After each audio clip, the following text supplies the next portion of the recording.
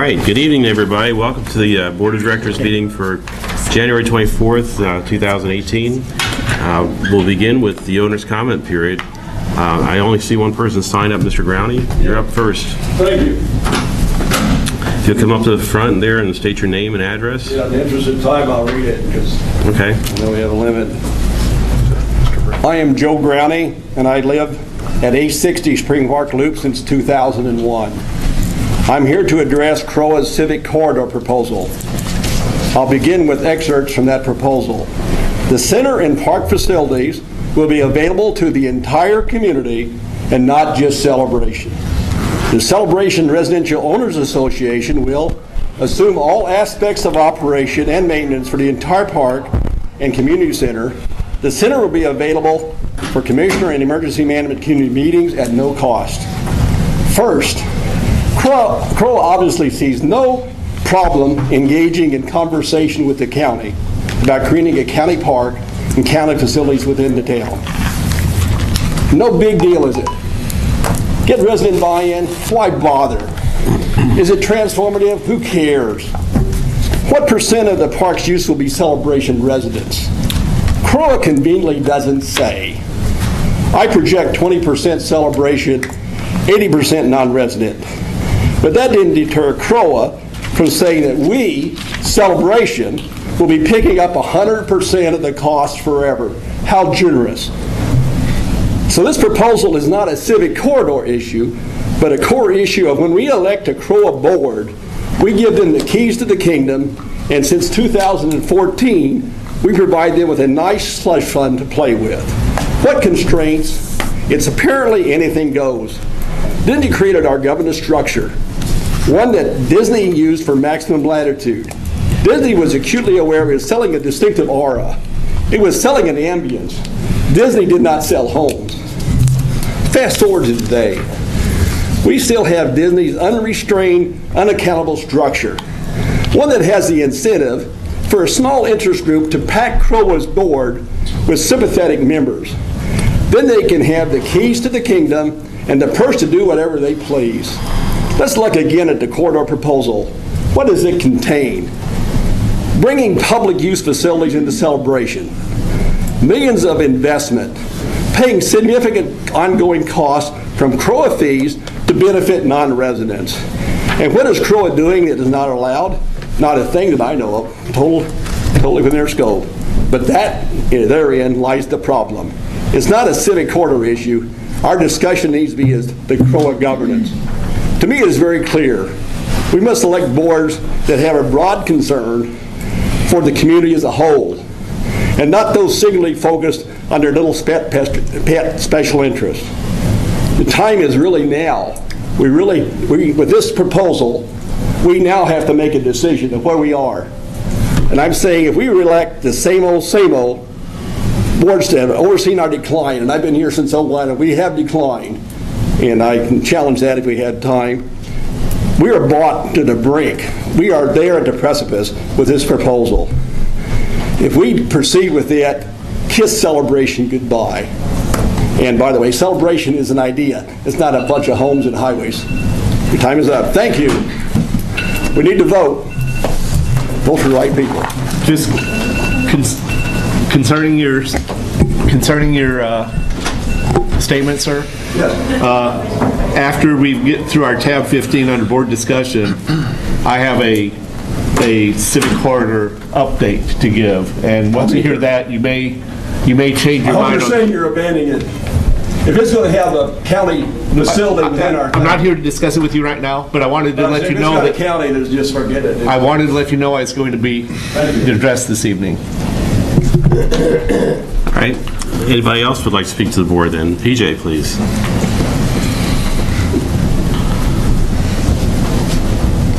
Good evening, PJ Cartwright, 1000 via Capri 102.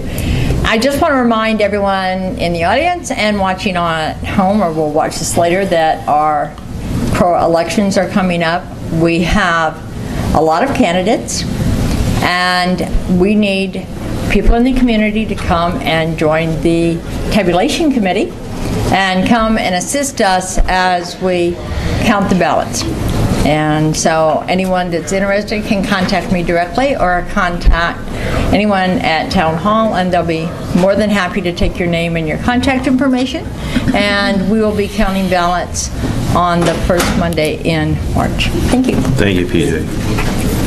All right, anybody else would like to address the board? All right, we're going to interrupt the proceedings at this time. Debbie?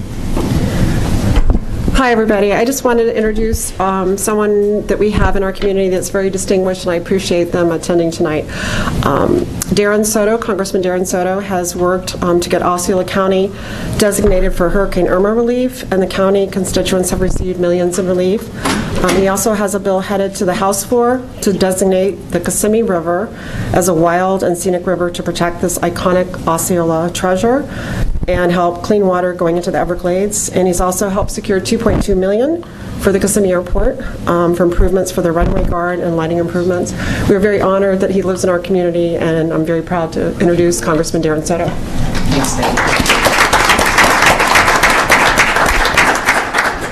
More readily known as your neighbor who lives on Oak Pond Drive.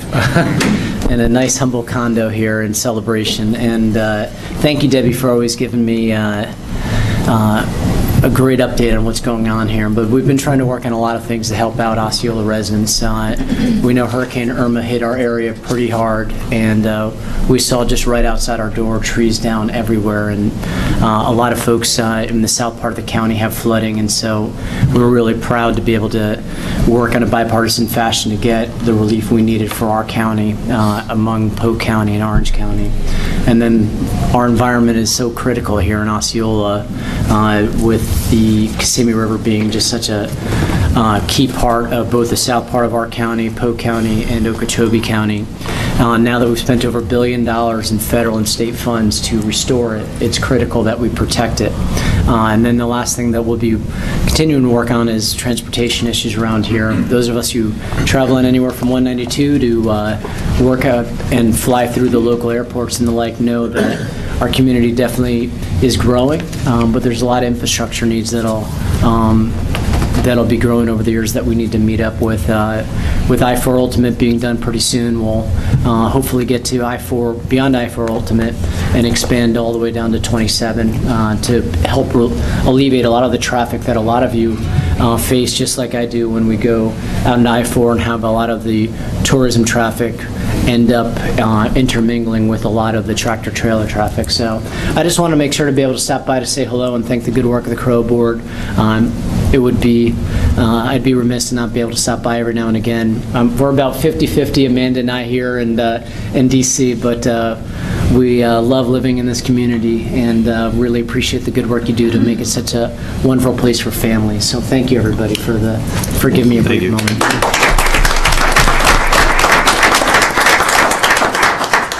Thank you, Darren. I know he's got a meeting next door, so thank you for stopping in. Bye, Amanda. Call my office if you need any help. I'll make sure to, here's a couple Thank you. cards too. Oh, yeah, great.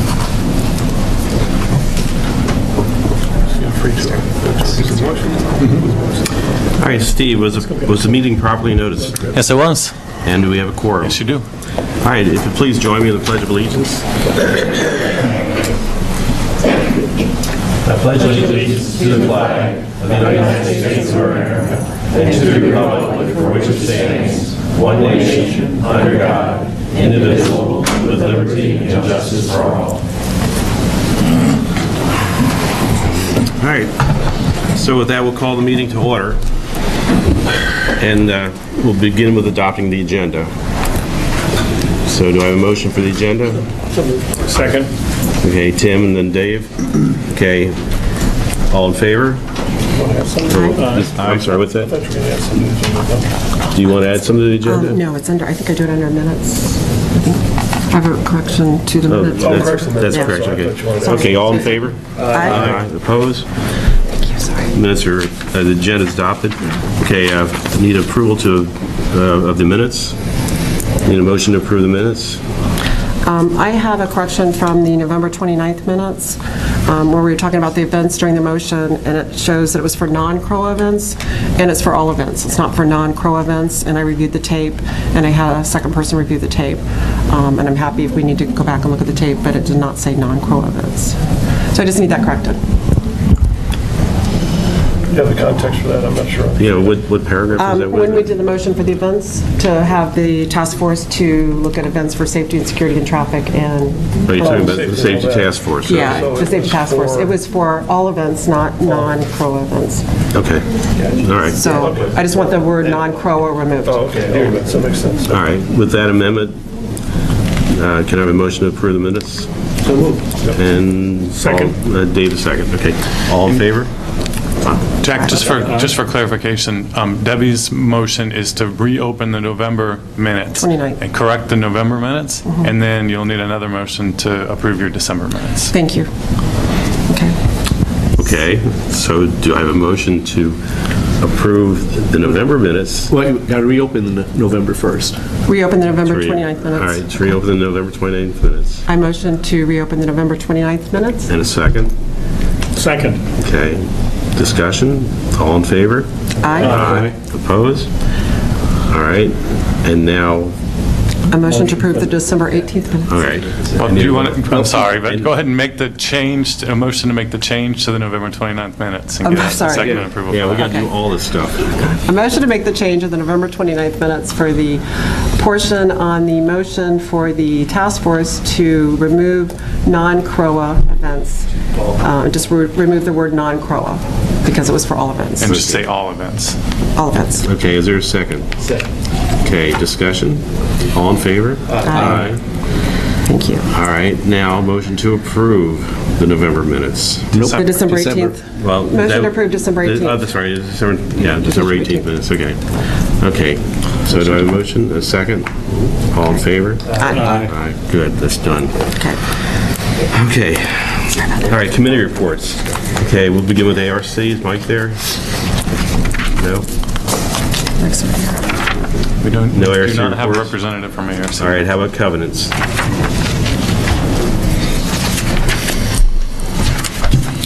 Vaughn Roberts Covenants, good evening.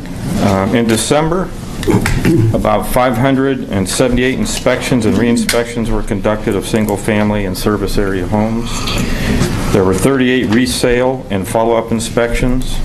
117 completed ARC projects were reviewed. 32 emails were sent for minor items, and 13 letters were sent for major items or multiple minor items. This number was lower than usual due to the holidays, during which Community Standards does not send out letters out of respect for the owners. There were no covenant hearings in December or January, but our next one is going to be on February 15th. The topic chosen by Covenants Committee this month is deals with the holiday decorations, which should be down by now.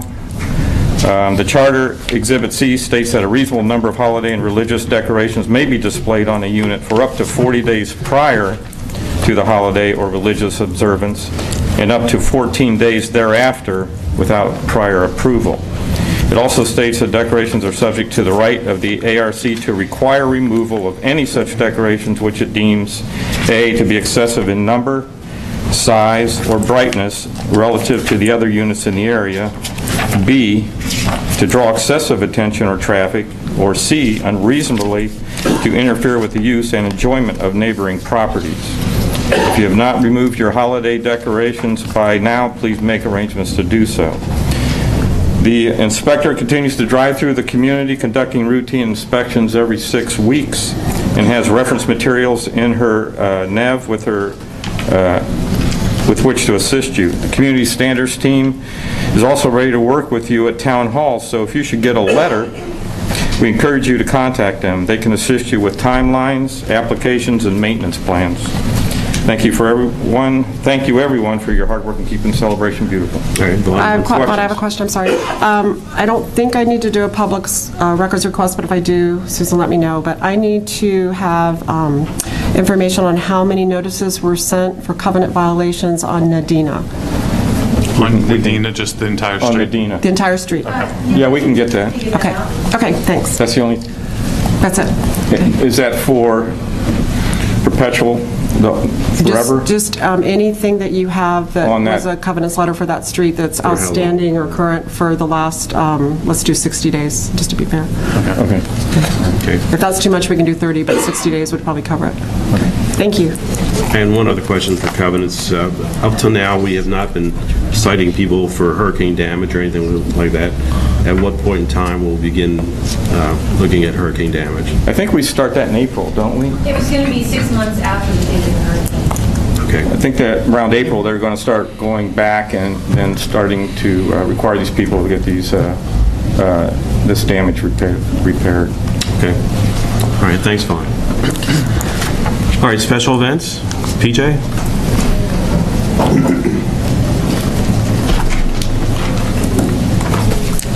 I just wanted you to know that if my eyesight gets much better, much worse, we're going to have like big flip charts so I can right there. February food truck will be February 9th, and also will provide an opportunity for residents to meet our candidates running for the CROA board.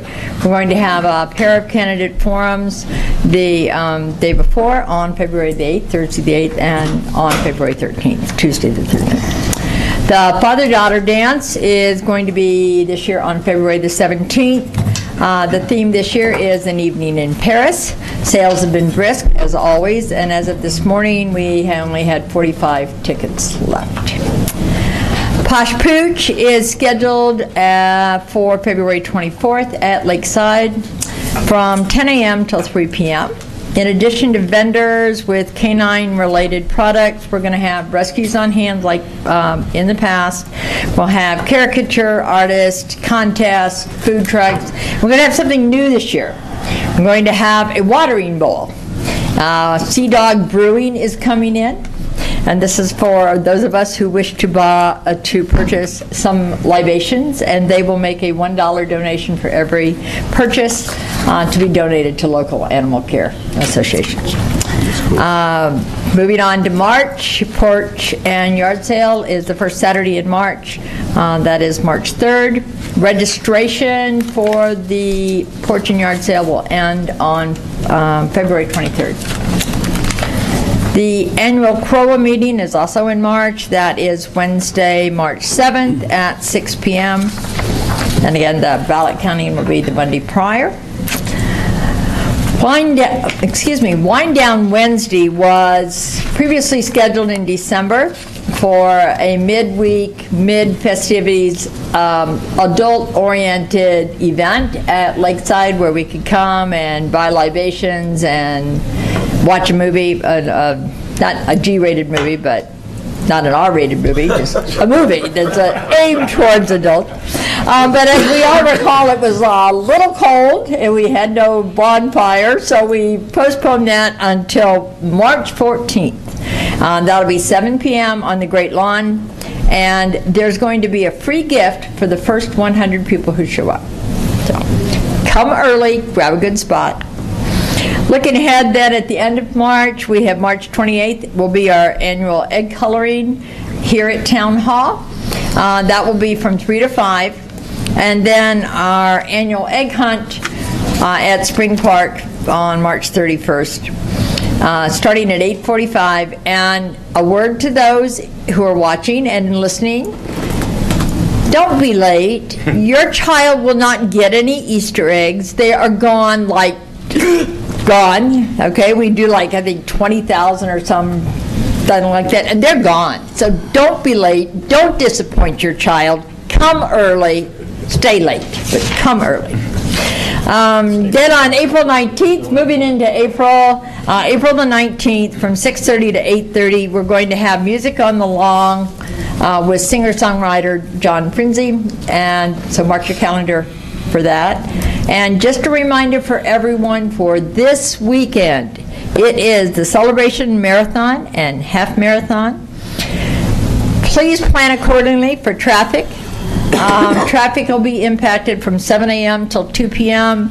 And if you're going to leave town, leave early.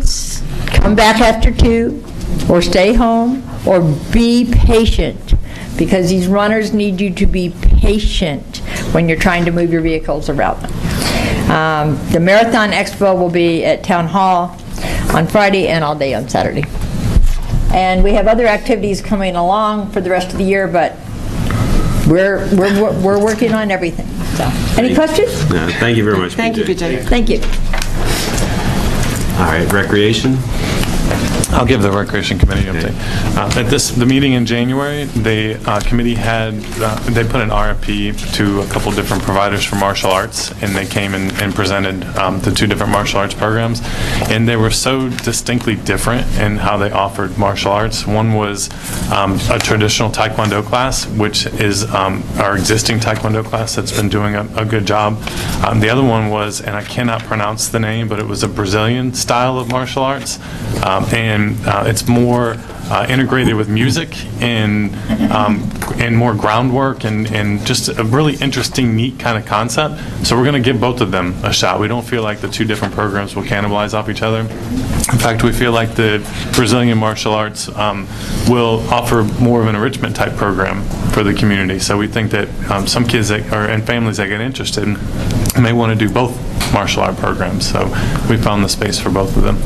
The next meeting in February will be the final meeting of the year for the recreation, or the Special Events Recreation Committee. Sorry, they will be reviewing the Recreation Master Plan, looking at things that worked for the year, things that need to be modified or adjusted, and making recommendations for the new committee coming on board in March. And that's the update for Recreation Committee. All right, thank you, Steve. All right, Susan, you're up with the financial report. Right. As of, we hit 12/31, so I'm going to give you a review of the year end, but we ended the year with $1,043,000 in operating cash. We ended the year with reserve cash of $5.2 million, and the goal was to hit $1 million in capital improvement income. We did $1,010,986,098. Great. So we hit our goal of $1 million. As of 12/31, we had income, a net loss of $1,009,916, and a lot of that was related to the transfer of the $1 million from operating surplus to the reserve. And at year end, we ended up with a little over $1 million in replacement reserves. Capital improvement reserves were a little over $2 million. Our operating surplus, which is that surplus that $1 million of it is that we moved over from operating, was at $1.3 million. And our contingency reserves, after we've spent $109,000 with hurricane cleanup thus far, and that does not include the new trees that need to be planted, we end up with $348,000. We paid our attorneys $137,000. Last year we paid them $139,000. And we wrote off this year $22,000 as opposed to $29,000 last year. And we sent out 664 intent to lien letters. That about does it. I have a question. Okay. Sorry. Under the balance sheet, on the last page, our page in the packet, sorry we got this late so I didn't have a lot of time to look at it, but under the income for the reserve fund contribution, there's a variance of $45,702. I just wanted to check on that if you could. Okay. comment. I will.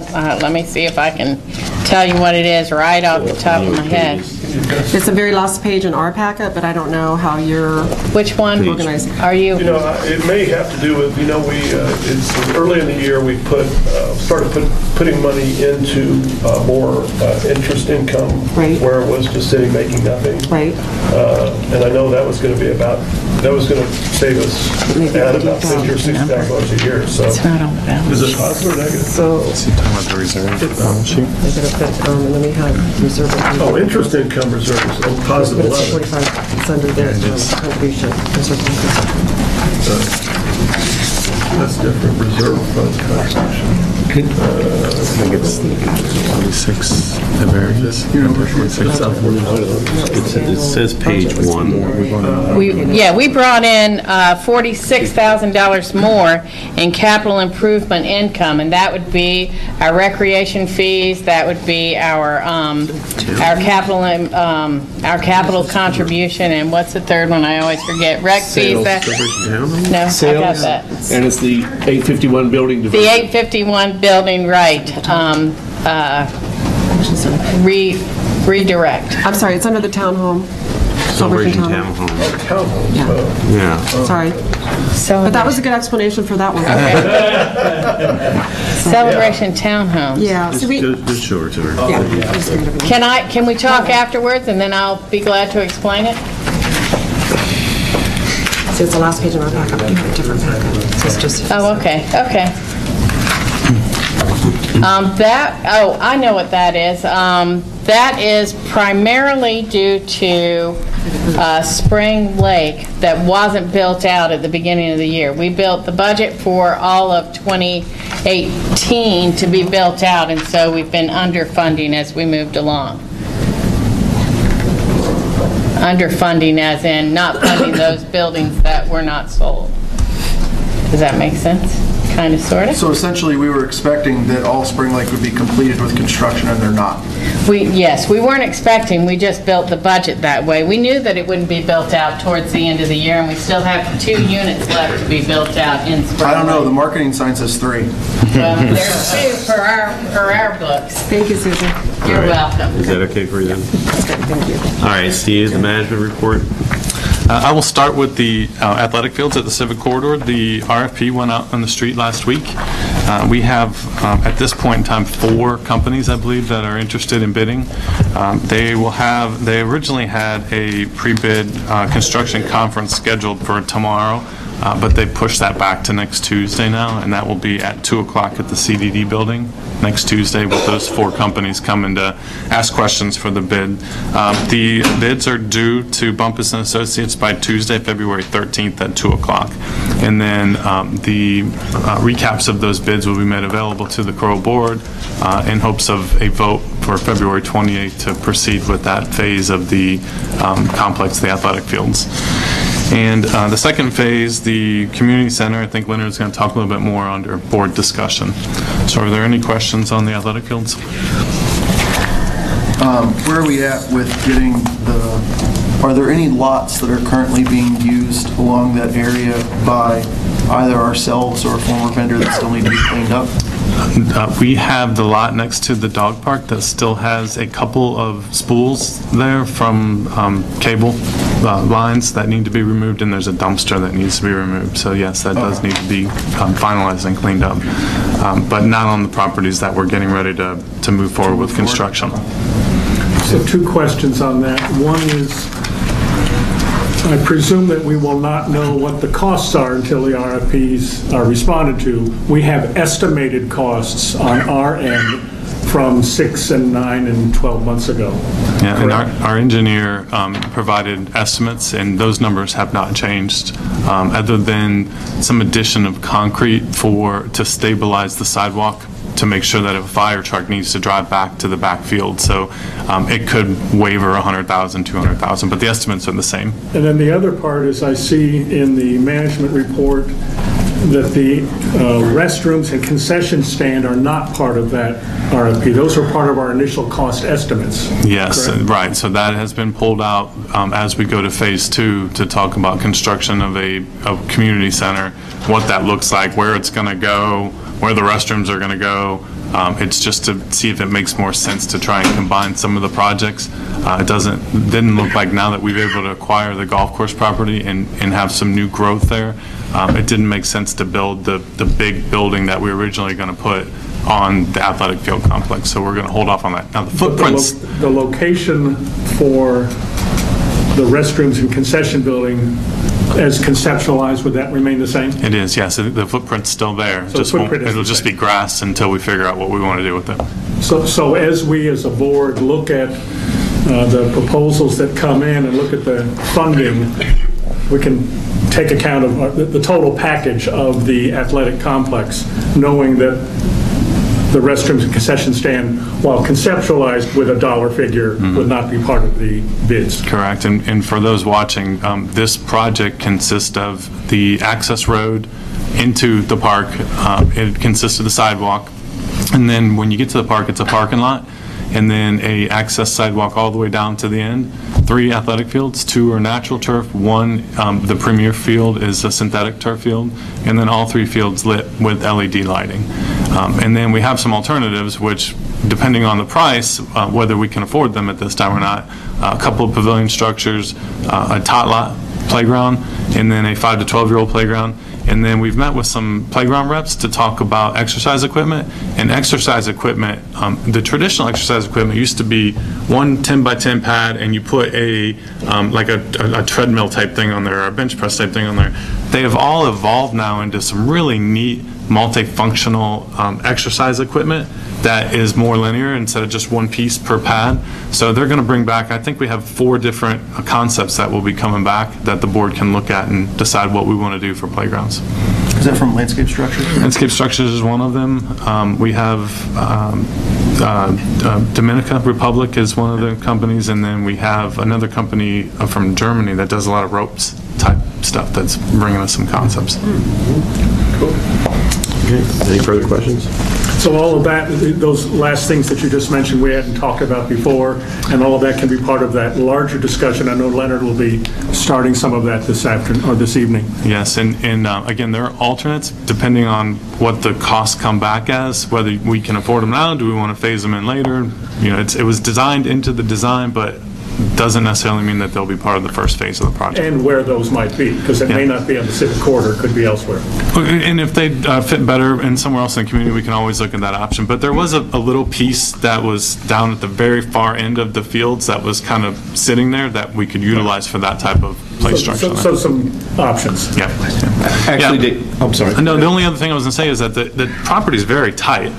So the first 2 fields aren't full. I mean, they will meet some minimum standards for different youth sports in adult sports, but the third field takes up the full space, and it's just such a tight property that we're pretty much hugging the property line all across the board there. It's been a jigsaw all the way. Yes, yes. All right, Debbie?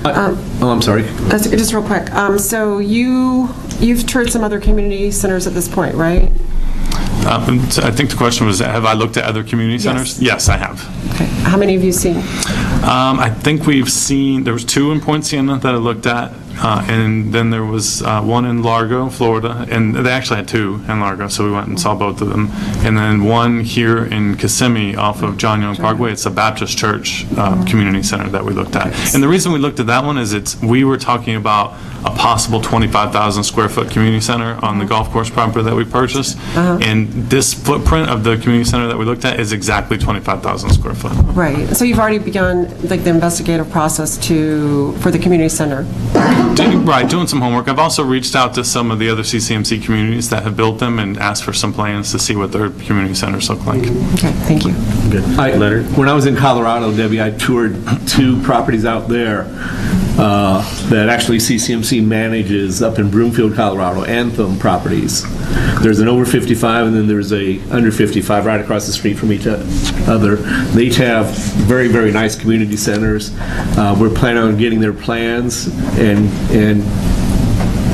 just to look at those also, but it's just a gathering part on that part of it, and I don't want to go into that too far. Sure. And I wanted to comment to David's comment that I'm not really commenting about the athletic fields tonight, Right. because they're fairly well. We're in the stage pretty much where Steve said we are, and there's nothing else really going on there. But I wanted to explain to the board and everyone that there's nothing set in stone in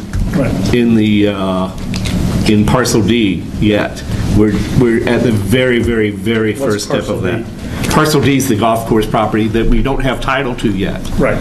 But we will by mid-February. Right. So did we establish, I don't recall this, did we establish something where Leonard and Steve are sort of doing the initial research, or are we y'all just going off? We haven't had any discussion. We haven't had any discussion? Actually, the reason, if I may, the reason is that under the strategic plan, build mutually benefit, where are You we could here? use that one too, John. Implementation of CROA Facilities Master Plan, Leonard and Jack. And that's goal number 3, and that's why Jack and I have been taking lead on this mostly. Well,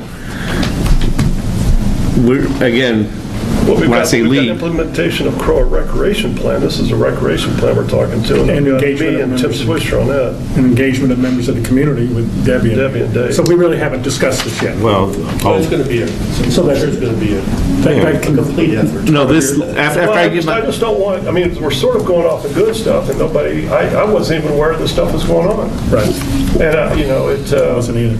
And I want to make sure we're all on board, we're all agreed, and we understand who the group is and whatever, and it sounds like... I understand that, but what do you think we're hiding, or when you say that? Well, no, just like usually, if you have a meeting, let us know. I wasn't aware of it. I mean, this is a very important... We're reporting right now what we did, though. Well, I think I brought it up and asked about it, but I think normally if Jack attends a meeting, like a management meeting, he sends a report to the board, and we're just saying it would be great to be in the loop and just let people know if you saw something, what you liked, what you didn't like, and just keep the rest of the board in the loop. And I know we talked about I think is what he's this- saying, I'm not sure. We talked about this a little bit at the last board meeting, and one of the things I remember stressing is that we need multiple opportunities for community engagement, which is Debbie's and my goal, and or that we're leading on, and community input. So we really haven't started that process. I know we'll be talking about that. We'll be talking about that I'll later. be hitting that later. You have an agenda, I have an agenda item later that will be addressing this. all right, so we'll be talking about this later then. All right, any further discussion on the management report? I still have other management report items. That was just the first item. Yeah. Those were just some follow-on. Okay. Part The two. the next item, just to kind of reiterate what PJ, yes, I just have one other thing. Are we talking about the cell service now or later under? I don't have it as part of my management report. I can talk about cell service. I was going to ask about it when he's done. Okay, we'll ask when you're done. Go ahead. The next item I have is the CROA election. Just to point out some of the dates again. We have 15 candidates that are running for 4 open positions.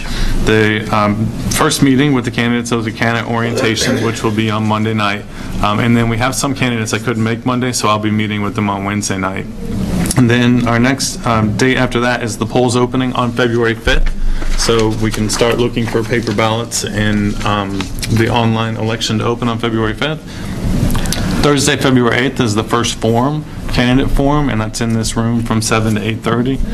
Friday, February 9th from 5 to 9 is the opportunity for residents to meet the candidates at Food Truck Friday. And Tuesday, February 13th from 7 to 8:30 will be the second and final CROA candidate forum, with the polls closing on March 6th and the ballots being counted at 6 p.m. And then Wednesday, March 7th at the CROA annual meeting, the newly elected CROA Board of Directors will be announced. Okay, I have a question. Do we have 14 candidates or 15 candidates? Because we had 15, and then someone withdrew from the race, and then 4 days later, they were back in the race. Yep, they reconsidered. So my question is, if the reentry was 8 days after the deadline, Well, is he had that... submitted before the deadline. He submitted before the deadline, but then he withdrew, and we received a notification from management from Steve that this person had withdrawn from the race. On Friday the 19th. Can I finish? Yeah. Okay, thank you. That he withdrawn. withdrawn from the race, and then he was back in the race. So my question is, and my confusion is, if someone came in before the deadline and then withdrew and then decided like right before the election they were coming back in, is that okay? I mean, at what point do we let someone in and out? And it is absolutely nothing against the candidate. I'm just trying to be fair to those 14 that have stayed in and stuck with it, and I'd like the other board members to comment. I tend to agree. I mean, if somebody pulls out of a race and it's after the deadline for them to have become a candidate, they should not be able to do that. Can I say that? Once you're out, in my view. Well, the reason he pulled out was he misunderstood the communications. He thought that he had to attend all the various forums and discussions and stuff like that. And he had a job conflict, and he said, I won't be able to do this. Okay, well, That's not exactly what he said. yeah, that's not, yeah. You want to read it? I don't know that it's public, but please consider this notice that I withdraw my application. I consider that done. Well, I can tell you when it was reported to me on that Friday, part of the withdrawal from it, on Monday when he contacted me back, the reason why we could take it back was the newspaper hadn't gone out yet. We did post on Friday on the website, so it puts him at a little bit of a disadvantage because everybody else had their candidate profiles up over the weekend and his was not. But he did meet the deadline for his submittal. And the reason why that was explained to me was that he thought that that they couldn't have multiple people representing the same area, and I explained that all 15 candidates could be from the same area. The governing documents don't disallow that. So, but if he had questions, he should have asked. well, and I don't know that. I think we'd have to probably, if the CROA board would like me to, I could get a legal opinion. If it's not against the documents, I don't know that you all can decide that the candidate can't still be part of it. So I think I have to get a legal opinion. Well, Steve, the documents, the only date the documents state is the deadline to submit your application to run. It does not state how many times you can enter or exit and come back. So, I mean, there's no other date that's... And the newspaper piece, I think, is weak. Last year, there were 6 initial candidates, 2 withdrew, even though they were published in the first newspaper. So. Yeah, they were in the paper, but they withdrew after the fact, not asked to be put back into the paper after it was published. But I can certainly, if the CROA board would like to direct me to, I can get a legal opinion for you on whether or not it's allowed. So it's a legal opinion, it's not a board decision? I think it should be. I cannot. I think it should be a board decision, and then if he wants to, if he wants to fight it, if he wants to sit there and, get legal involved and whatever, then I would say, I don't know, to me, I think it's a board decision. Sure, but I can't interpret the documents or what the documents say. I think that you would have to get legal whether or not that candidate could continue their candidacy. Since I'm the only one on the ballot, I will not vote on this issue this evening, number one. Thank you. I think we need to do 2 things, is have a definite policy going forward. That doesn't preclude us from voting tonight, or from the 6 of you of voting tonight and saying yes, no, whatever your decision is.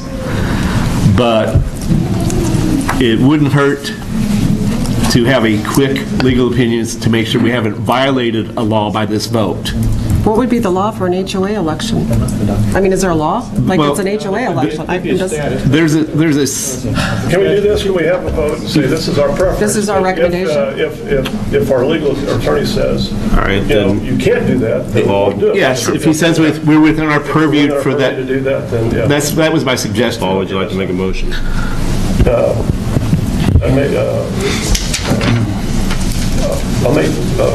Well, I think Debbie's one that did. So we just want to go ahead and make the motion whether or not we want to permit this to happen or not, whether we want to. Yeah. When someone withdraws, then it's after the deadline. After the deadline. Are they allowed to come back? All right, so the motion is that after the deadline, if somebody withdraws, then they're officially out of the race. Is that it? You're in until you declare yourself out. All right, so. And you can't just jump back. No in. backsies. Come back in and out. All right, so whose motion is this? And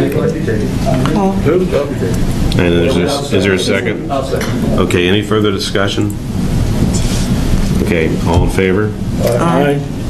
And I recuse. And opposed? Nay. Nay. So Eric and Jack opposed. Okay, the motion carries. Let's move on. We're still with management report? Yep, the county code enforcement, we've been working with them to talk about no solicitation rules and what they can enforce. They did provide us with some wording today of what they thought needed to be on signs at the entrances of the community. So we are going to work on making sure we have the final verbiage for that. And then we're going to get some new signs made and work with the development district to make sure we can add any additional signs in development district easement. So we're moving forward with that. All right, and the purpose of this is to avoid some of these door hangers that we're finding on our doors now and staying up around the doors forever and ever, and also eliminate some of the newspapers that are being thrown on our streets and our sidewalks that are unsolicited by us. So if you get a subscription, it won't be affected, but if you're not getting a subscription, then we're going to try and end it.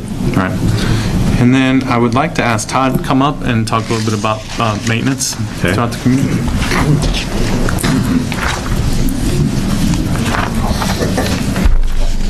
Yellowstone. Good evening, everyone. Yellowstone started January 1st, which has been great. They hit the ground running, so to say. Communications has been excellent, so that has made life a little easier for us to get through the first month. I'm going to have them come up and they can tell you how good they've been and the challenges that they have in front of them, one of which is irrigation. So they're working through that throughout the month, and they'll have a nice big report at the end of the month for us. Can you just go ahead? I was going to say, can you just provide a recap of where we are today and what we did last year to put the RFP together and to select the 2 different companies? Sure. We started way before August, developing a new scope of services. Tweaked the one that we had, made it more inclusive, took a lot of the board comments and requirements and requests, implemented those, went out for RFP August 9th, I think. Did a pre-bid conference, had 11 bidders show up. 9 of them submitted contracts or proposals. And then we had David and Paul were on the committee, along with Steve, myself, and Susan. And we reviewed those gruelingly and sat and punched each other out a few times throughout the meetings. But we all agreed that Yellowstone was the one that we wanted for parks and facilities. And of course, we have New Leaf for service areas, except for Spring Lake, and they're doing an outstanding job as well. So we're welcoming them to the community and look forward to a long, successful 3 years. Okay. I've seen a lot of Yellowstone trucks around this last week. Yes, you have. Which is great because you have nice labels on them now. Yes. I met these guys at one of the meetings and they hadn't got all their trucks out here labeled yet. But the labels are great. But my question is, are we having extra crews in right now to catch up at an additional expense, or is this just the regular size crew we're having? I'll let them answer, but my thought is it's what we're going to see routinely. What you've been seeing is their pesticide department of it, putting down the pre-emergence and herbicides for weeds and all the things that need to get accomplished early on to have a nice spring growth and have it flush out nice and green. You guys want to come up? Sure. Introduce yourself. Well, my name is Peter Whitman. I'm with Yellowstone Landscape, and I'm the business development manager, and I help put together a proposal package with my whole team, and I have Mike Gaddis here, another business developer. Come on up so we can see your face. And then the boots on the ground is Doug Derlin. Doug is our account manager. He's overseeing the crew leaders and the multiple crews that we have out here. Every communication goes through Doug, whether it be from Susanna and Todd. And it's a big team effort here. We're extremely thankful to be out here working with you all, and so we thank you so much for choosing Yellowstone. It's a dream for any of us who are in the horticultural business to work with a community like Celebration. So, there's a ton of work ahead of us. We have it all cut out for us, but it's like we're going to get it done, and we're going to communicate that to you throughout the process. We know there's going to be challenges. It's landscaping, but let's work through them and let's all communicate that we want to be a part of these board meetings. We want to be a part of the community, and not just with landscaping. If there's any events that we can contribute to, we want to be a part of that as well. So I'll let Doug give a quick update on what's going on with the operations side of things, but thank you very much. Really appreciate it. Thanks, Peter. Appreciate it. Hi, Doug Derling again. Irrigation has been an ongoing challenge. We've got through a bunch of parks and we're fixing as we go. There have been some broken things that we showed up with, and we're slowly and surely finding all the parks, finding all the irrigation issues. The trucks you saw were absolutely, we call it fertilizer and chemical. We did fertilize.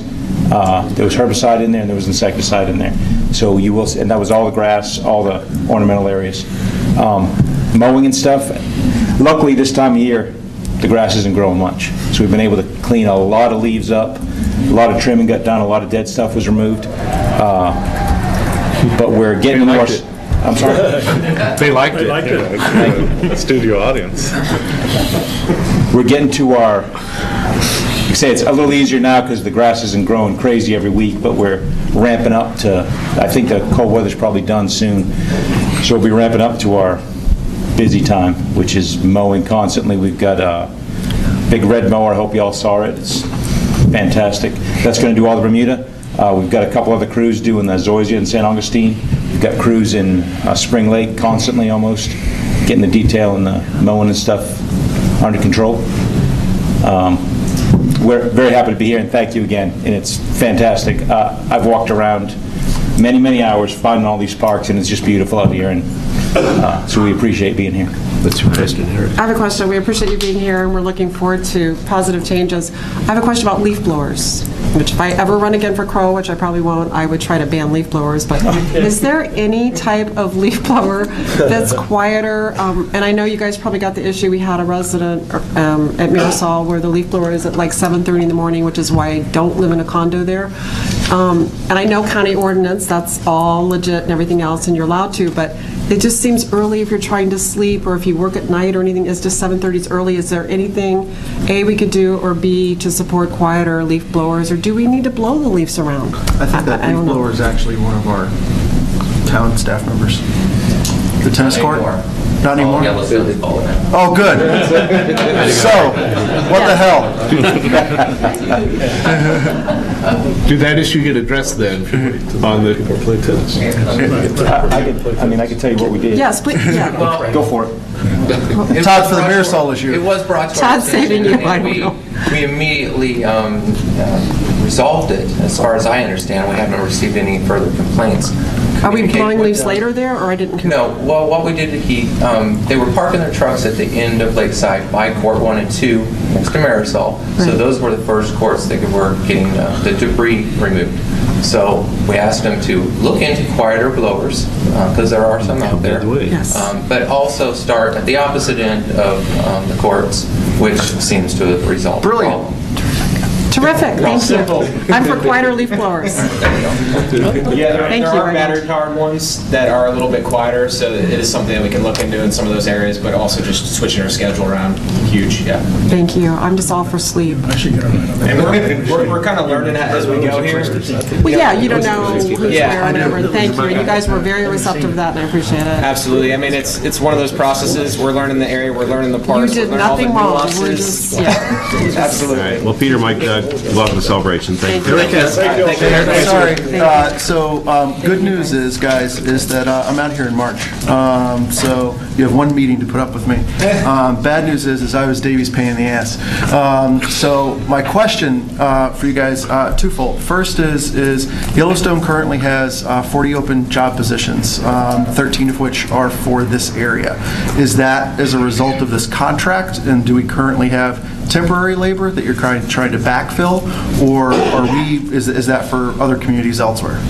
It's for other communities elsewhere. Typically this area we start preparing now for the summer months. So we typically bring in between 30 and 40 H-2B workers from Mexico. But if we can staff that locally, we will. But with what's going on in Washington, we can't ever bank on that we're going to get the H-2B workers. We have to prepare for not getting them, because at any time they can be revoked from us, or we can be lower on the totem pole where they say, sorry, we promised you, a couple hundred employees throughout our different markets, but now you're not getting them. We have to be prepared. So, and it's for this community and others. Gotcha. Okay, that makes sense. But we don't use temporary labor right now. Gotcha. Yep. Okay. And then the only other question that I had was in regards to, I know that we have some landscaping issues, and I know that, some irrigation issues, and some of that does relate to equipment. One of the things that, at least I would hope, you guys as the experts on this, is if there's something that we need, or is there something that can be more efficient that we need to purchase, please bring it, through Todd, or let us know, so that we don't want you guys fighting something stupid for the sake of, that's the piece of equipment that we have out there. If we have a, irrigation clock that's, 20 years old and, gee, we could just replace that and we wouldn't have a problem again. I think that, this board and future boards would rather hear those sorts of items. So not only with irrigation, but other pieces as well, bring that stuff up to us, because you are the eyes and ears in the community out there that can see this stuff on a daily basis. And I hope that message kind of trickles down, not only from here at the local team, but also down to the individual workers that are out there. So if they see something, it can be, kind of trickled up to let everyone know. Absolutely. And we're always looking at irrigation stuff specifically to be better efficient with watering, to save you all money. If we can put out less water more effectively, that's not picked up by wind drift, we're looking at different nozzles, different irrigation controllers, etc. So we are constantly going under training for ourselves to learn about new products that are out there so we can pass those along to you. Perfect. Thank you very much. Yep. Thanks, guys. Thank you. Thank you. And New Leaf will be here next month. They had an appointment tonight, but they will be here for the meeting in February. All right, Steve, any more? That's the end of the management report. Do we want to segment into seller service at this point in time? Sure. Would you Okay. like to start talking, or do you want me to start asking? Well, let me talk and then you ask. How about that? Deal. And if we need Todd and Teresa, Bring in reinforcements? Susanna, we'll bring her up. Well, one of the challenges we had is that our landscaper was not performing to the specifications. So we were spending, Todd and Susanna were spending hours and hours chasing after them. So we had complaints in seller service. 59% of our complaints in 2017 were landscape related, and they were chasing those as well as chasing the landscaper who wasn't performing.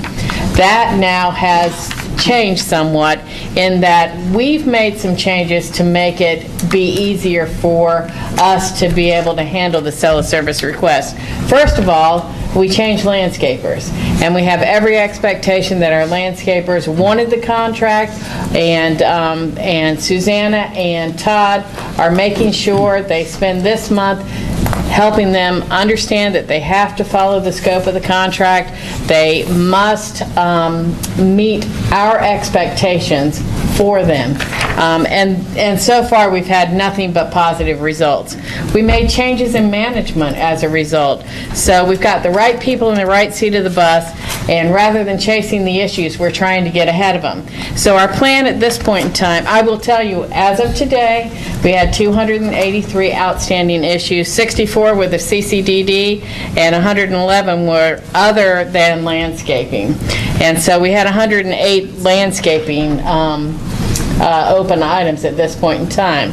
Todd has dedicated Rob to go out and take pictures and look so that we can close. Some of them, you were exactly right, they're old, because we were chasing those issues. Sure. So we're going to go and get all of those issues closed out, and then we'll move forward, hopefully, I'm sure, with a lot less seller service requests. So, questions? Yeah, no, I think that's good, and I think that, I guess my biggest concern is, I think, speaking from the resident side of things, one of the reasons we put the system in to begin with was, yes, some people looked at it as an easy way to complain, but on the flip side of it is a lot of the items that are getting entered into seller service are legitimate. It's not that we're just making stuff up. When we first enrolled seller service, there were people that were reporting dog poop on sidewalk, and we still get the dead animal on the street every once in a while. I say, wait an hour, it probably won't be there. So that stuff is boiling down. I think the bigger thing is that while we may not expect an immediate resolution to something, we do expect an immediate response. So just stating, yep, we got that, or yep, that thing's broken and it's going to take us 2 months to get the part. If I know that it's going to take 2 months to get the part, I'm probably not going to harass you for 2 months about it unless it's something silly. So I think that, if we can, try to do that as much as we can, and, I think my concern when I look at who's responding back to these things is it's a lot of the top brass of the management team. And the top brass of the management team has a lot of better things to be doing than responding back saying, Eric, I saw that the drinking fountain's broken, we'll fix it when we get the part. Thank you, Todd. But I think that, I don't expect our, someone at Todd's position to be responsible for marking that as received. I mean, I think it's very easy for someone to mark that received, just on a complaint log type basis, or more of administrative work. And then if it needs to be escalated to someone else, we can do that. I mean, I don't know, how you guys feel about something like that. Well, I will tell you that from the checking it in, when Susanna and Todd actually check it as received, then that actually solidifies it to them in their head, so it goes on their work plan. So I think from that standpoint, first of all, if it's an emergency, someone should be calling 911 or call the after-hours emergency line or call us and certainly talk to me, Susan Kearns, and I'll be glad to address whatever it is. But Todd and his team are very responsive to the after-hours, so if it's an emergency, certainly do that. But the other, if it's a broken sprinkler head, or if it's a safety concern, let's deal with it. But I think that if it works better for Susanna and Todd to be able to solidify it and build a plan based on receiving it, that's how we've been approaching it. Now, we also have hired, we have administrative help coming to their team, and so they won't be necessarily the person answering that in the future. Yeah, I think great, because I think, there's other issues that are reported other than just landscaping through cell service as well. And I think that, while, once again, we're not expecting an immediate resolution, we just want someone to say, I hear you, and that, we got this and we're going to do something with it. And I guess, to me, I would love to see it so that we're not putting things up like a day or two before the board meeting. I'd rather it just be this constant process, that it's always out there. Because I'll still start commenting on those once I'm off the board too, and start triggering all those emails to go back out. But I think that, I'm glad to hear that we have some administrative help coming in, but, I hope that we look at making sure that we really utilize that. Well, the other flip of that coin is there anything we can do or can do better with getting CDD to cooperate with their cell-service issues? I think they're pretty. They are pretty responsive. They're pretty decent. There was an incident that apparently I had submitted to Minnie, and so I was flagged as spam in their system. Oh, well, that's understandable. So that was I don't think they're the only person that has spam. Yeah, That's what you are. True. But I would say the CDD is pretty decent. I can tell that, Rosemary is in there at, 8:30 a.m. every single morning and marks them all as received. I will also say that most of the ones that the CDD is getting, they're street lights. They're pretty basic. Well, I'm more concerned about the receipt of the cell-serve request, the fixing of the cell-serve request. Well, let's go on with that, because I have a problem with that too. How much time do we spend processing a cell service request that has to go to CDD? Zero. It goes directly to them. It goes directly to them. Well, 59, you said 59 went to CDD. Well, then I have a problem then, because when I submitted a request the other day, and I've told you about this before, it comes back to me as closed. Okay, but it means it just went on to CDD. I don't like seeing that. We wouldn't close a CDD request. If it went to the CDD, we would not close it. They would. You're reporting a county issue, right? No, I'm reporting an issue with the CDD property. Okay, when it got submitted, it came back to me as received, submitted, then closed. Do they know they own They it? did that then, yeah. Well, it wasn't done though. Yeah, so the development district would be the ones to close out, and then based on whatever their response is. But in past history, we used to, when we transferred it over to them, it was closed on our side. Well, the development district's the only entity that has agreed to actually be part of the workflow. The county said they had 8 different work order systems, and they couldn't do another one. So, some of the other entities didn't do it. So if we get a county street pothole, we will forward it to the county and say it's been facilitated to the county, and then we'll close it, because from that point, there's nothing else we can do about it. It'll just sit open forever. So we have to close those out. Yeah. Normally, and that may have been in the past, like before Eric brought that up, like That was in the last 2 weeks. Oh, last 2 weeks. Okay, because so if I submit a street light is out, it goes to CDD, and then they're the ones that respond that it's been fixed. But that's probably an easier issue than yours. Yours might have been not. All right, well, let's move on then. I have one more thing. I'm sorry. Just, Eric, I know, spent a great deal of time on this, and I don't know how much time he has to look through this and how he does it all, but thank you. Is it possible, because I'm very big on accountability and responding to the residents, first of all, I either need a magnifying glass, or can we make these words a little bigger here on the report? They're very small. Oh, on the open item? I mean, I can make them out, but I no reason to be that have small. 20/20 vision, they're small. The other thing is, because we just put, there's a column with number of requests, could we put another column with what's pending and what's resolved? It's just another, either pending or resolved. What would help with that? I think, so I guess what would probably help, and tell me if this answers your question or not, but I think what would help is if we can explain what the definition of the status is. So in cello service, there's submitted, which means I see that this carpet tile is missing, so I'm going to report it. Goes to submitted. Then it hits received, which is when you say, I see, Eric, there's a carpet tile missing, we're going to do something about it. Then there's in progress, and then there's closed, or there's another, I think it's other or ancillary thing that rarely ever gets used. But that's kind of thing. Can you tell us what the difference is between a received status and an in progress status? Yeah. Do you want to answer that, Todd? How you label this? Sure. Well, Todd's answer, I don't know if it's Susanna's answer as well. When we receive it, that triggers our mind, okay, we got to put it on the books to go look at it, make sure it is a CROA item. Typically, we can just see from the request that it would be ours or not ours.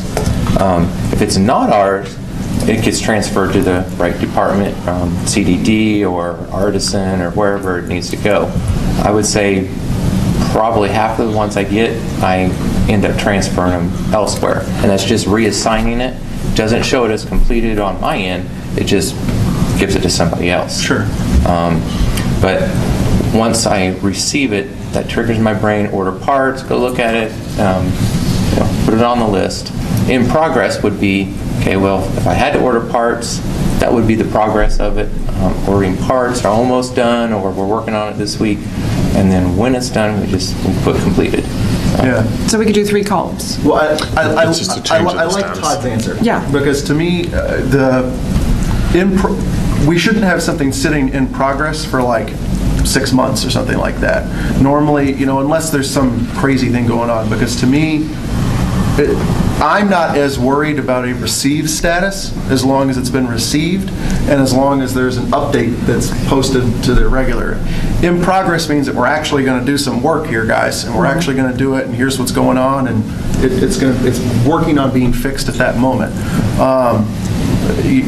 And I know it gets confusing to Jack's point with some of the external entities. When we send something out and it gets closed and marked as completed, that's kind of completed from our end. But I think that we are pretty good about that definition of, well, once we finished it being in progress and it's actually done and you verify that the work is good to go, then it's marked as complete. Because quite honestly, I think once that happens, if I need to comment on it or do something else, I just need to reopen a new one, or something like that. So I like that. I like your answer, and if we can just make sure that that's consistent, or personally, I'd rather like to see that that's consistent throughout. What I'd like to see is like an exception report that, if we feel like everything should get done in 3 months, that an exception report that everything that is, more than 3 months, and actually list out, here's the issue, and so we can see them all, and it's like an aging or accounts receivable. Even the progress report, if you have to order a part and it's not coming in for 60 days, tell us, Just put it in there. So one thing we talked about, which we deferred as a board about 3 or 4 months ago, was going to be a workshop item of what the management report, what the management report would look like, a lot of the reporting. We deferred that to the organizational meeting for March, and so that might be a good time to say, what should these charts look like? How might the exception report, should it be 30, 60, 90 days? What might that look like? And so that might be a good discussion on that March Friday meeting. Yep, we welcome that input. For that and whatever else we want or don't want and how we want it looking to inform the board. The other piece I would say is how to do this in a user-friendly way so that it's not too labor-intensive, so the technology works for us.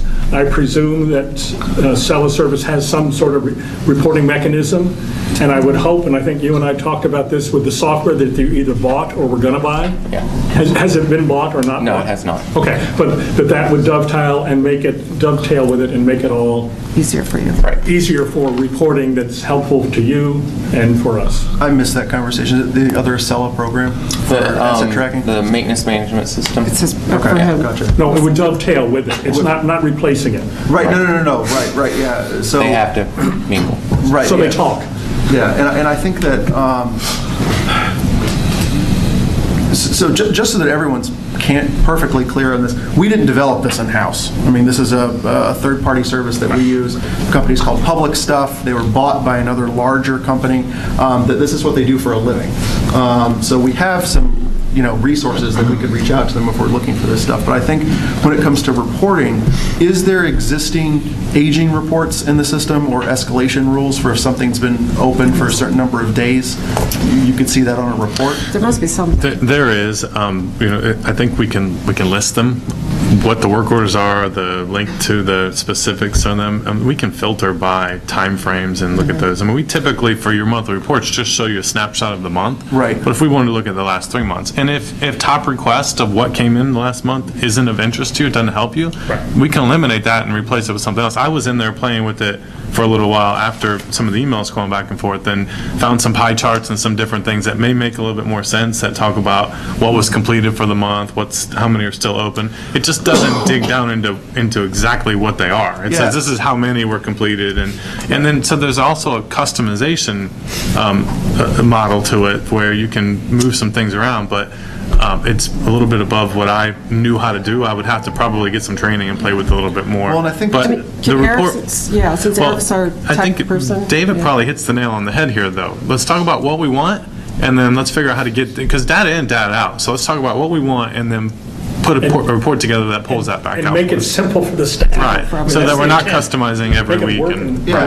I think, I mean, Acela's a big company. I would be willing to support throwing some professional services dollars their way if we needed some custom reports generated, just to have, so that you guys aren't having to fiddle around with it. But I think the key that we've kind of talked about and what David hit on is that aging report. Understanding, how long some of these have been out there. I mean, because to me, looking at a report and very quickly seeing that, gee, this thing's been open for 2 years. Yeah. Why the heck has this thing been open for 2 years? There may be a valid reason for it. There was for one of them. It was just fixed like a month ago. But, for those type items, at least in that way we can see it and then have kind of a much clearer picture when someone comes to us and says, I reported this thing and you guys haven't done anything with Cell Service. Then we look back and says, well, actually, most of our stuff has been closed out in the past couple of months. So just being able to give us a little bit more data to fodder that. Right.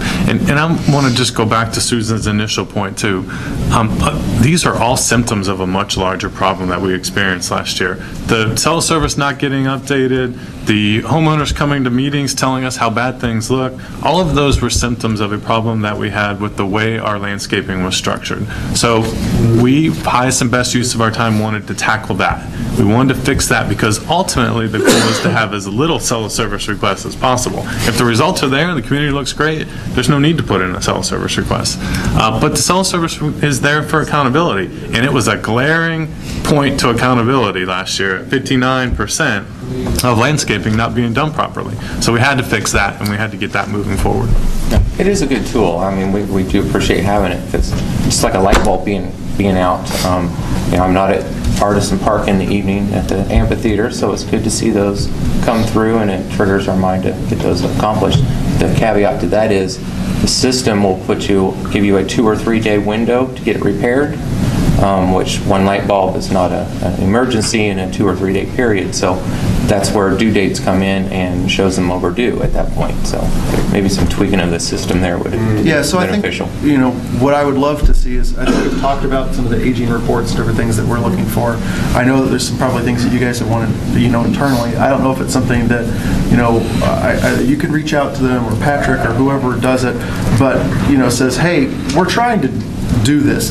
Do you guys offer services that can help us make the system? Because I want personally, I want management doing management's work. I don't want you guys having to figure out how to IT engineer our, work request system. I'd rather get these guys that do it all day long to just go in there and fix it, in a day or two, and just say thank you and move on. But I think it would be helpful to at least just ask if they could do that.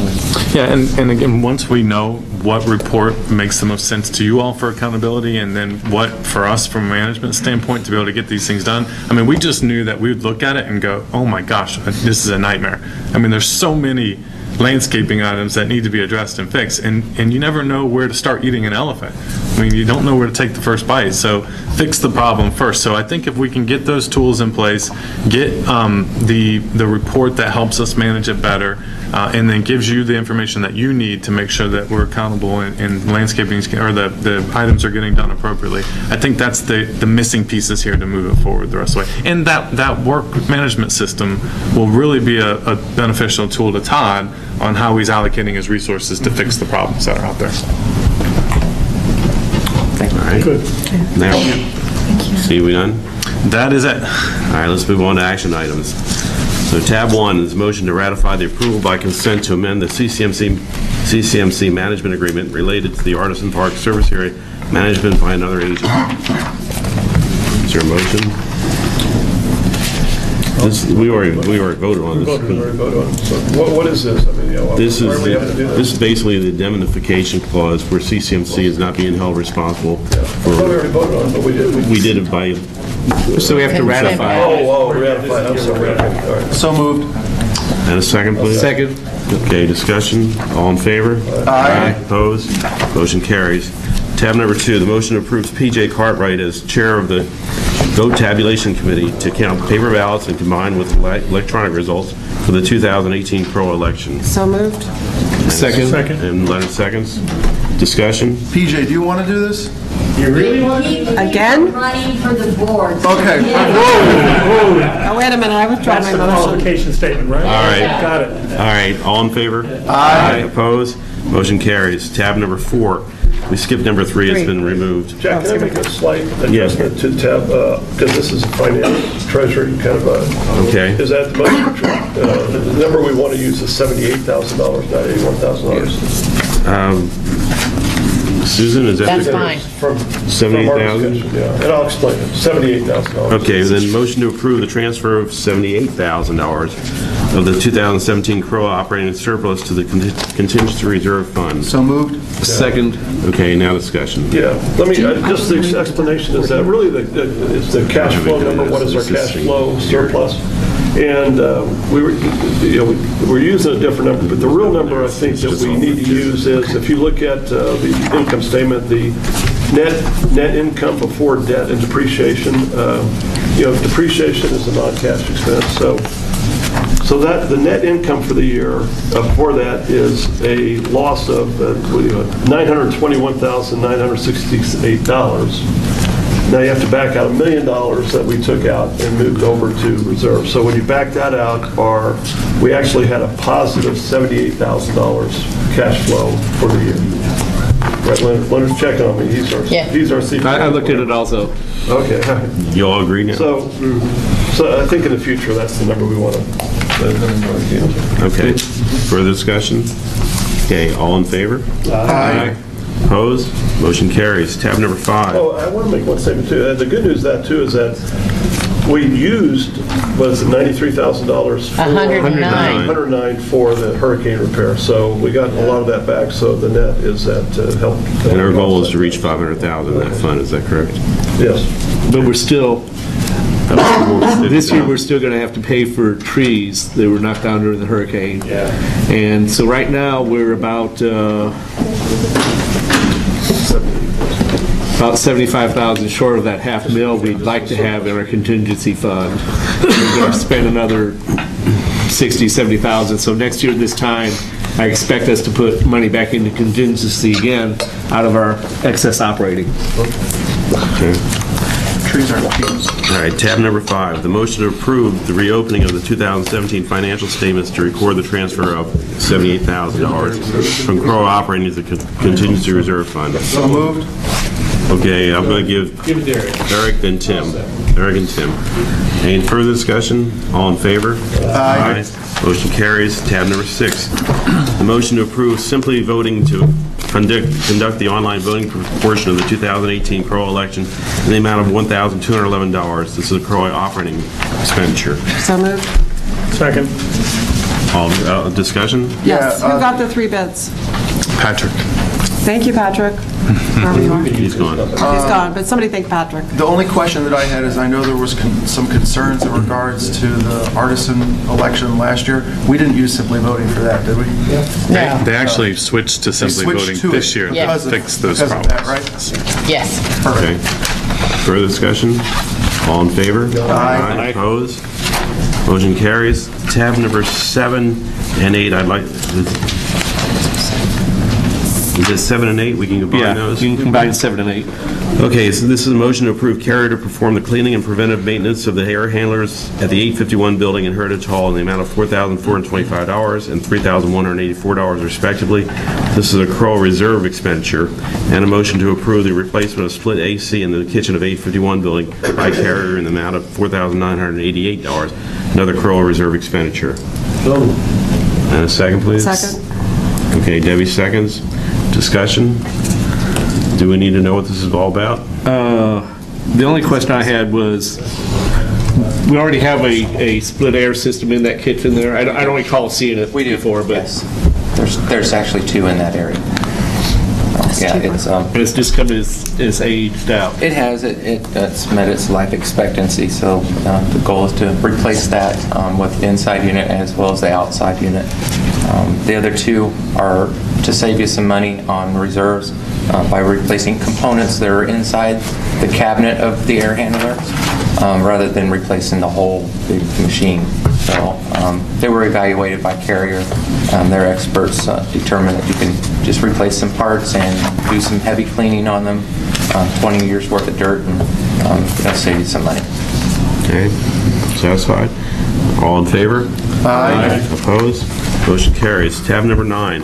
The motion to approve CES to replace 5 chemical feeders for pools at Lakeside, Spring Park, North Village, East Village, and Spring Lake in the amount of $517.27 as a CROA reserve expenditure. Motion? So moved. And a second? I'll second it. Okay, and discussion.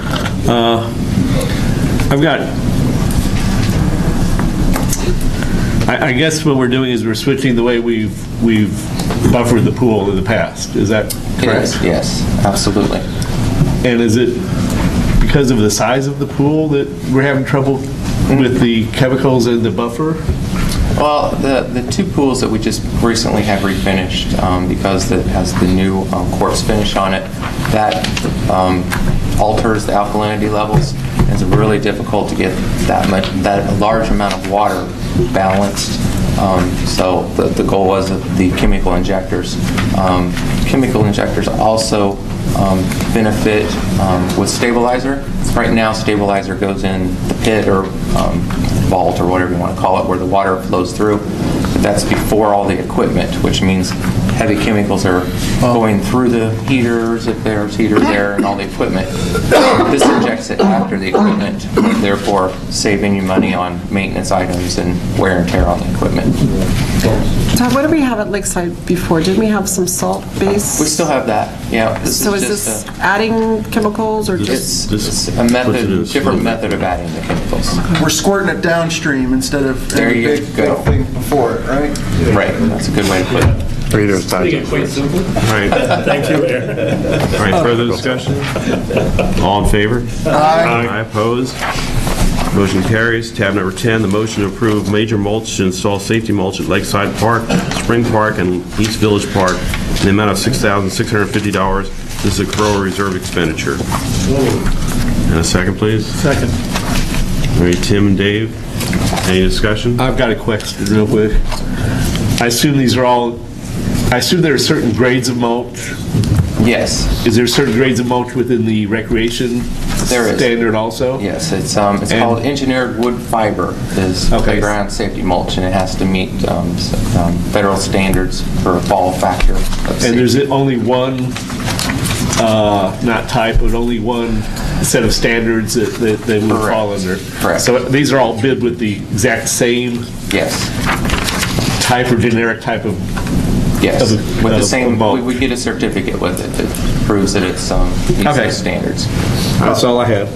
The only question that I had is, so there's some areas, like for instance, at the playground at Heritage Hall, as well as, that's the only one I can think of off the top of my head, the playground at Heritage Hall, where there's the weed block or whatever is underneath it has started to come up through the mulch. Do we repair that before we put the mulch on top of it, or what's the plan? No, that would just show that there's not enough mulch there. You have to have 12 inches of mulch, so that means it's probably around. Mulch at Heritage Hall. Yes, thank you. How about if I do a proposal? There it is. No, you have to maintain 12 inches, and that gives you a 6-foot fall height. Okay. Which all the equipment is rated at that. So this is just to improve it. And mulch gets just placed around swing sets. Sure. Dragging their feet. So. Well, I'm sorry, I had one follow-up question, and there is no advantage or disadvantage to having a company other than Yellowstone do it. I mean, I see Yellowstone bid higher, but the other company, Major Mulch, is going to come through and do it, and then Yellowstone have to come through and clean things up. So it would have cost the same amount had they done it? No, we used Major Mulch a year and a half ago, and they did a fantastic job. They deal in a lot of high volume with the playground safety mulch, so that's how they can provide it for less cost. Okay. Any further discussion? All in favor? Aye. Opposed? Motion carries. Thank you. Tab number 11. This is a revised motion to approve to initiate the fining process for 29 compliance items through notification of the Covenants Committee meeting to confirm or reject the fine. I do not have an updated sheet here. I'm showing 26 names on this. I'm showing 26 also. I will tell you which ones were pulled. I have it counted.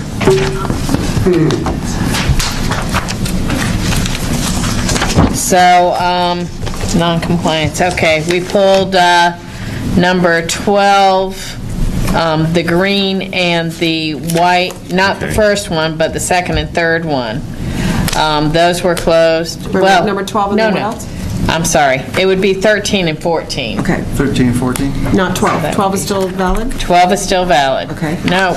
No. Here. They renumbered. I can't tell you addresses. So after number 11, the next one was pulled. Oh, I see what you're saying. The next one is good. This is Should be 13 on yours. The next two are corrected. So they're pulled? So they're pulled. 14 and 15? What was the violation? Repair, trim, painting. Gotcha.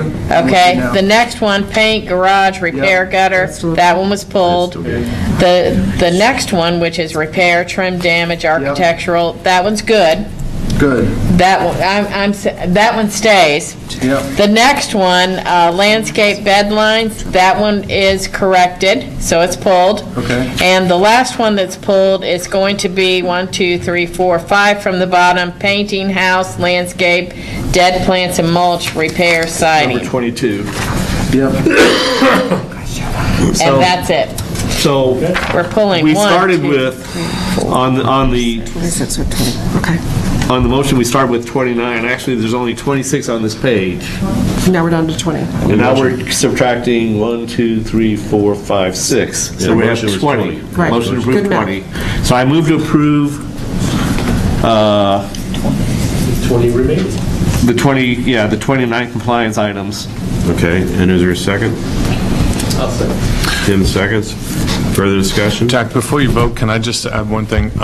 Just so that the audience is aware of what you guys are talking about up here, and we do have some candidates in the audience also. So we have non-compliance items that homeowners will receive a courtesy email first, and they'll get a letter, and the process usually goes 2 to 3 letters before it has to come to the CROA board. These all come in a consent agenda, where the CROA board will vote on all of them. And the reason why we're saying pull some of these is because the inspectors go out today, all the way through this afternoon, to look at these items to see if they're done, because the last thing we want to do is start the process if their work is completed. So these are being pulled now because they've been marked as done. They've been completed. So what the board's doing tonight is they're voting to initiate this process. Once this process starts, these folks that have been voted to initiate will go to the Covenants Committee in February, and their cases will be presented individually to the Covenants Committee, and then they'll vote at that time to either uphold it or deny the CROA board's initiation of the fines. Thank you, Steve.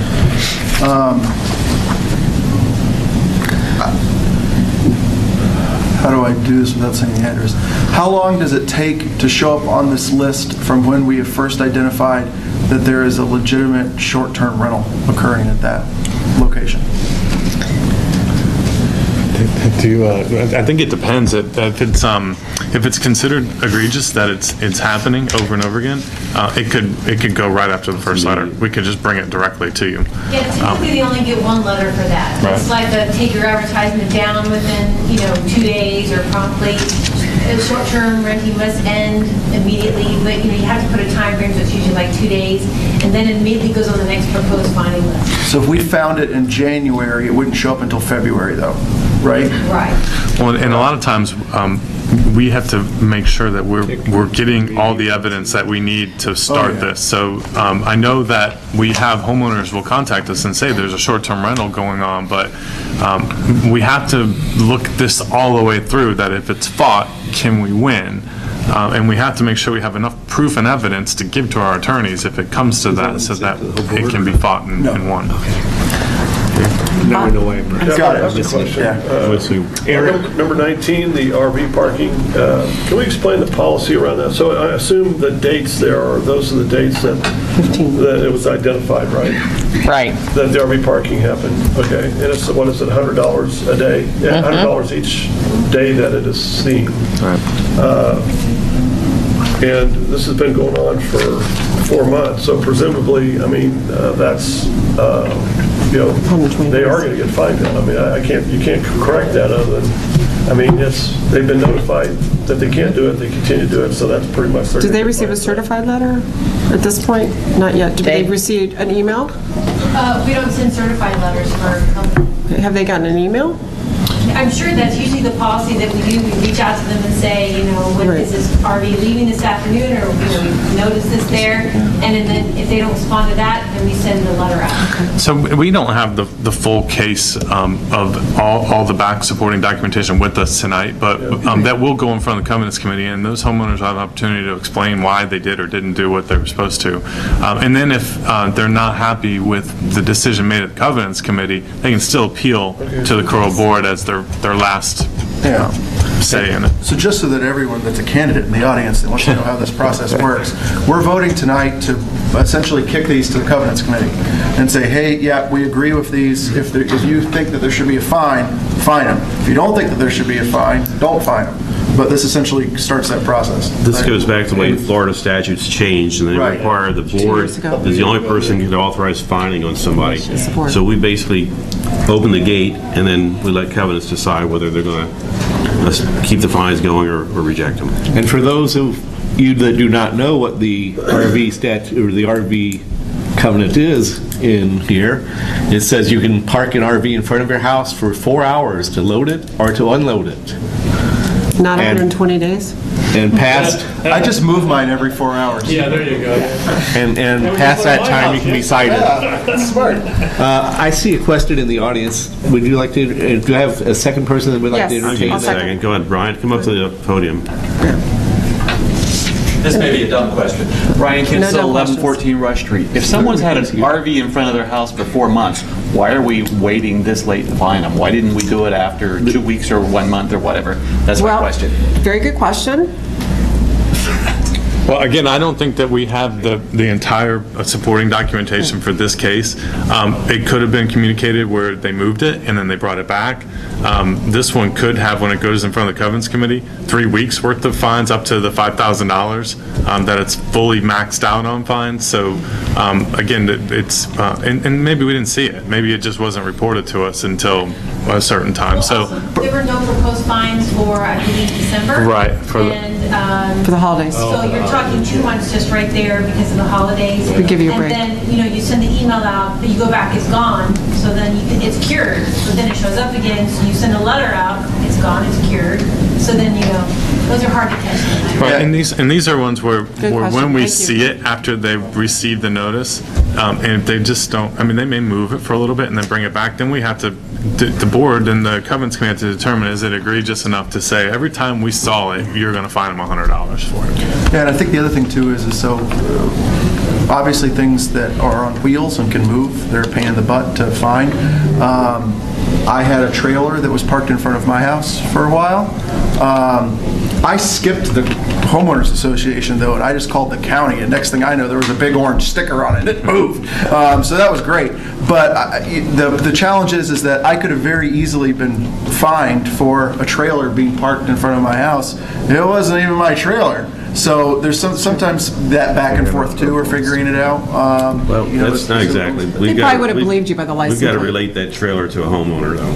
Yeah.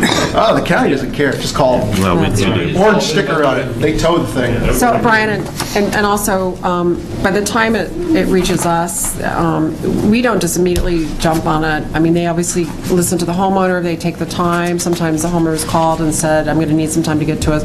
We are kind of the kinder board, but once it reaches a certain point, we have to move it forward. So we don't act as quickly as 2 weeks. I'm sure that they may like us to do that, but it usually takes a little bit of time, and we want to make sure the proper steps that they have done what they need to do, and then we just take their recommendation and go from there. Okay. Tab 12? Well, let's vote on this first. I thought we voted on this. No. So all in favor? Aye. Opposed? Motion carries. Tab number 12. Motion to approve to convert 2 fines to specific assessments, S9s. Yeah, you got an update on this. Motion to Right. approve. Okay, and is there a second? 10 seconds. Okay, discussion? I have a question for Susanna. The second, No, that one's correct. it's crossed off. Never mind. Okay. It's in the updated packet. Okay, no further? That is my update. All in favor? Aye. Aye. Opposed? Motion carries. Tab number 13, motion to approve free attorney-instructed write-offs in the amount of $6,980.30. So moved. Second? Second. Okay, discussion? I just have a question. The last item 3. is, if the person is deceased, do we go to the estate, or do we just do a write-off? It's just a general question.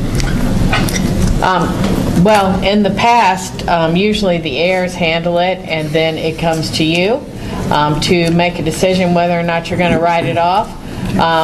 That's something that you have latitude on. It's not unless it's at the attorney, they're going to recommend that we close it out or whatever the situation But for the sake of this action item, these are the attorney instructed write-offs. Recommendation, okay. What's our normal policy, or is there a normal policy? It says.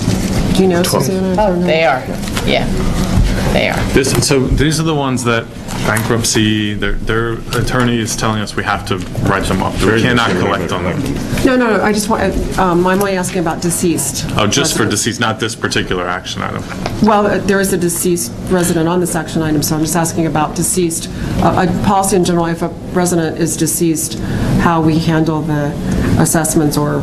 I think, that was Susan's answer that she gave for the deceased. But when it comes to this action item, the attorney instruction trumps the deceased part of it, because they're non-collectible. Right, and I understand this is what the attorney recommended, and I will go with that, but is there a general policy? Like in general, is there It's typically, if they're not deceased, you're writing off a maximum of 2 fines, not fines, but late fees and interest. Oh, this is not late fees. If they're deceased. It's not late fees, If they are We deceased. have had I don't remember one being Okay. deceased, so you have not made a decision on one that's deceased, to my knowledge. I've never heard of it. All right, so any further discussion? So all in favor? Aye. Opposed? Motion carries. Thank you, Susan. Tab number 14, the motion to approve 2 service area fee waivers for $173.71 and 2 CROA fee waivers for $194.95. And There's 4 of them? yeah, there's 4 of them. And 2 service areas. Two are service areas and 2 are CROA waivers. So could I entertain a motion? Would you like to describe, do all 4 or separate them? I'd like to separate them. Okay. Let's go with number 1, number 2. Yeah, let's start with number 1 and number 2 first. Okay. So moved. Well, let's hear his motion though. Oh, sorry. Oh, well, Eric can motion to approve the waiver of those 2, or I can. I move to approve the waiver of numbers 1 and 2. And a second, please. Second. Okay, discussion? All in favor of waiving number 1 and 2? Aye. Opposed? Okay. Numbers 3 and 4. I would like to make a motion to also approve number 3 and 4, because even they've had late fees, they've had no previous waivers in the last 5 years. But I obviously am missing something because Leonard's pulling it, yeah? No, I wanted to discuss, actually, the reason I pulled that is number 1 and 2 falls within the policy we've used constantly, consistently. Right. And number 3 and 4 have a slight difference. And May I comment on 3? I was wondering who I wanted to comment, but go ahead. Rachel may want to participate in this, but number 3 is a new homeowner that did not receive their coupon book. They actually came up and petitioned us, and they've got a coupon book for 2018, so for whatever reason, they never received that coupon book, so that's why they're asking for all of it to be waived. Is that the same for number 4? Because I know we had 1 or 2. Not similar? Number 4 needed some assistance, so I want to make sure that's recognized. And the 4th one, the 4th one's notes. Yeah. Well, wait, are we just... Number 4. Well, let's deal with 3. I was going to say, let's... Question. So number 3, he didn't get a coupon book, so he didn't pay at all. Right. A brand new owner. Fees, okay. So he just... Well, he obviously was No one paying sent him a bill. HOA due. He was paying some dues because there's not that much owed. Well, no, this is service area. This is service area fee. That's all his Right, fees so were. he may not have known, I mean, he's paying his HOA, he's paying something. No, he was paying... Well, they pay monthly on this. He paid his HOA, That's he's paid just looking to monthly. waive his fees, so, yeah. But he didn't pay it for 4 months, because he didn't have a book, right? So, Right, You know, that's it's exactly monthly right. now. There's no previous waivers in 5 years. And it's current now, so I move to approve the waiver of number 3. Okay. Second? Okay, further discussion? All in favor? Aye. Aye. Opposed? And I move to approve the waiver of number 4. And number 4, the... Pointing out, please look at the comments. Is there a Yeah. second? I'll second it. I will second that also. Okay, do we need any discussion? Give it to Leonard. I think the discussion is that there's an extenuating circumstance for this person. I'm fine And with that even though it exceeds our policy by 1, to give it to him. Okay, all in favor? Aye. Opposed? Motion And Jack, carried. can I just make one more comment on this? It's January, so for all of our new followers and watchers, I want to keep them active and engaged in what's happening here. So what the board was talking about here was a policy that they have used throughout their tenure here of not waiving more than 2 late fees in the past 5 years. So if their late fees are $100, they'll discuss of only waiving their 2 now and only waiving $50 and leaving the other $50 for them to pay. And then that would satisfy their 2 waivers for the next 5 years. And that's what they're doing. Correct. Okay. All right, tab number 15 is to motion to approve 1 payment plan. I move to accept a payment plan pending the receipt of the initial payment of $170.21. And we've received that today. Even better. Okay, and is there a second? Second. Okay, further discussion? All in favor? Aye. Motion carries. Now we're on to the board discussion items. Okay, first item up is the Civic Quarter Community Center. Leonard, you're going to handle that one. All right, let me find my notes.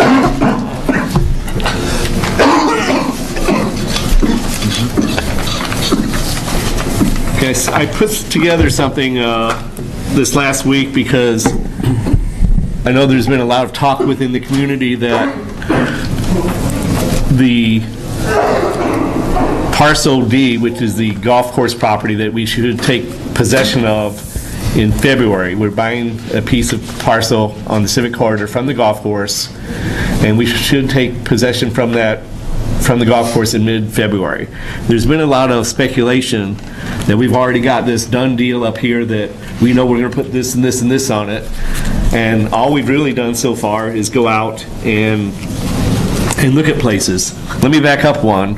The athletic fields, which was already covered in the management report this evening, was a 5 to 6 year endeavor through the initial planning, et cetera, et cetera. Then it was on hold for quite a while because of funding. Parcel D, strategic plans. Basically, we're in the very base level of this as far as the strategic plan, as the needs and constraints of the property and of the association. Budget, time, quality, quantity. The feasibility development planning for Parcel D, I'm sorry, I just repeated this, but I'll read it again here. We are in the early process of analyzing our legal constraints for the use of the property through looking at the entitlements, TCC approval, zoning, permitting. This will give us information we need to optimize the use of the property in a cost-effective and efficient way. So far, this is the only possible location remaining for a community center in Celebration. There is no other land. We have just obtained it this year, and we're going to be making some plans on what to do to it, but we haven't made any of those plans yet. What about Celebration Avenue, where the road hits at North Village? Well, we own that parcel. I'm saying that could be a community, that is room for a building as well. That has room for an iconic building. TCC requires that to be an iconic building, which was going to... The reason I say that is because I think the community has a variety of needs, and I think it's misleading to say that this is the last plot of land that we have. So we have 2 pieces of land. I said last available, and that's why, I'm sorry, I meant to say last available, and that's why we acquired it. We do have parcel E2, which is on... So there are 2 pieces of land for 2 pieces of land. Community potential development. And the second one is going to be very expensive to develop because of the amount of fill that it's going to take. It's going to take $1 million worth of fill on parcel E2. I just want to make sure. I don't want to mislead. No, I'm not. No, I'm not trying to mislead anyone either. Okay. Go ahead, David. But there is a third parcel, and that's this building. So we could rethink this whole thing. This could be, as it was originally designed 20 years ago, as a community center. And we could rethink how we use the land on the Civic Corridor. So I'd like to put that on the table. This was initially the community center. It was I'd like to put that on the table for public as part of our discussion, so we're not locked into one. No, I'm just explaining where we are right now, looking up at the parcel. I'm not trying to parse. We've talked about some expansion on the back side of this building or things like that, or other things, but that's part of the total plan that I'll get you down in here. Good. Right now I'm still just on that parcel D. We haven't established a program, layout, or design because we're just not to that stage yet. Additional community input will be required to go through those steps in the process. Jack, Steve, and I have toured various community centers to understand how other communities have designed and are using their centers. We're just out gathering ideas, and this is one method of doing that. As long as we don't have over 3 board members going out at any one time, next time if we get ready to go tour somewhere else again, if any of you guys want to go, come with us. I would like to go.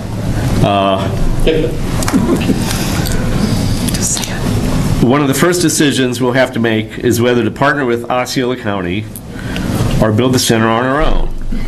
There's pluses and minuses to both approach. I think the first order of business will be to make that determination. We can't go any further without making that determination. I personally have expressed in 2 meetings that the county partnership is not in the best interest of Celebration. However, we need to gather all the facts to complete our due diligence. In other words, we don't have enough of the details with the county worked out, but I can just go through a lot of things that do not make it a wise decision so far. I keep my mind open because as you get further and further into information, minds change, but I've said publicly now in 2 different meetings, this is the 3rd one. I do not believe we should be partnered with the county up there. What that will do is it will delay the building of that building, or we would have to go through and bond it, which is a full quorum meeting. It's a much higher standard to get to. Since we're expressing opinions, can I express an opinion? Let me just finish whatever thoughts I have, and then you can talk as long as you want to, okay. Paul, if you don't mind. Things we have to do up there still is determine what the maximum building envelope that the parcel can hold, what's the cost of the building to maximize that capacity, and does the size cost meet the strategic and conceptual needs. These are all the very first part of a feasibility study, and it's your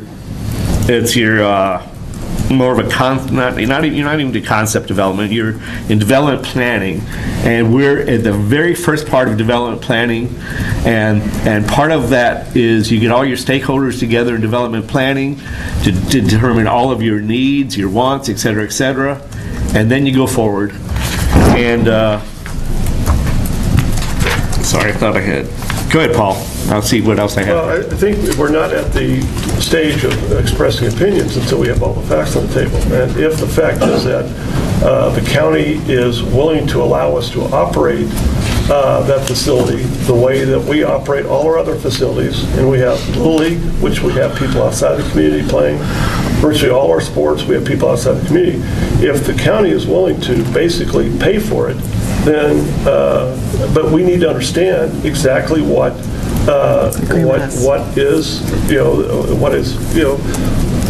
is the expectation of the county, what is. And we can't, until we get that, I don't think any of us should be expressing any opinions unless you're just, again, your mind is closed and just, you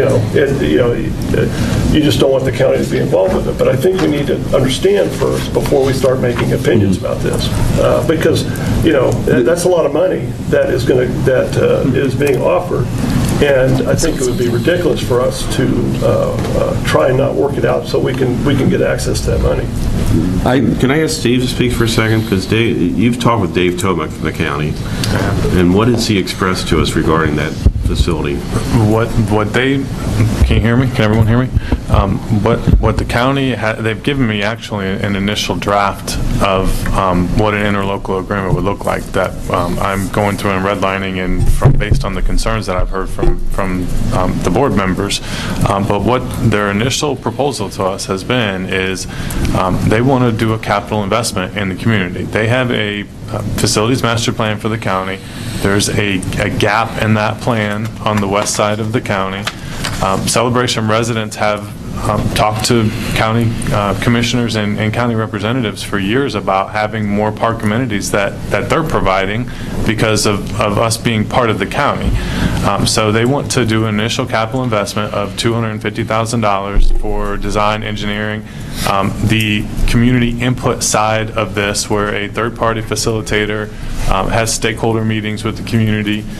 Could be multiple meetings. It could be spread out at different times of the day so that everyone has an opportunity to come and talk. They could possibly help with the survey. So that's the initial stage of deciding what would go there in the first place. And then in October, they want to give a $2.5 million capital contribution to help build a building. They don't want to maintain it, they don't want to operate it, they don't want to run it. But it has to have a public purpose. So I showed them our recreation program plan that has a public purpose that we've used for all of our facilities here, except for the dog park, which is a private amenity that you need a pass to get into. that met the needs of what they're talking about. It is a public purpose. The interlocal agreement in the first draft says Celebration residents are public. They're part of the county community. So again, the proof is in the contract. So you got to get the contract to look the way you all want it to look before you would approve it. But that's where we're at right now, and that's what they're saying, that they would not force upon us who could be in the building, what would be in the building, other than they're clearly asking that if there's an emergency or emergency management meeting that they need, that they could utilize the building for it. And they would like to have a extension service agent that could be officed out of there. Extension service agents provide multiple services of the county that are part of your tax dollars, from horticulture to looking at your grass to see if you have chinch bugs. They'll talk to you about recipes and how to cook healthy meals. They'll talk to you about raising your child and the proper way to diaper your child. And they have just a multitude of services that they would like to have an office out of. So again, they don't want to have full control or to tell us how to operate it. But we'll see what the final contract looks like to make sure that those things are addressed. You finished? Yeah. The current draft of that contract has no operating parameters within it. Basically, it doesn't say what we can or cannot do to it, who we can or cannot exclude from coming in up there, et cetera, et cetera. I mentioned in the last meeting, we're going to have some kind of a reception area in there. It's going to be much like the library. If I'm homeless and I want to walk in there and just hang out in that reception area of a public building, I probably can. We don't have the ownership structure is not really mentioned in that contract that I've seen yet. It doesn't say who's actually owning the building. Coupled with the no operational parameters, we're a long way from me even thinking about considering a contract that looks like this so far. And it just is not a, if you look around, I don't even know. People complain about how many people, I don't have a contract. how many people come in just to downtown. If you run up and down, I'll get with you the contract in a moment. If you run up and down the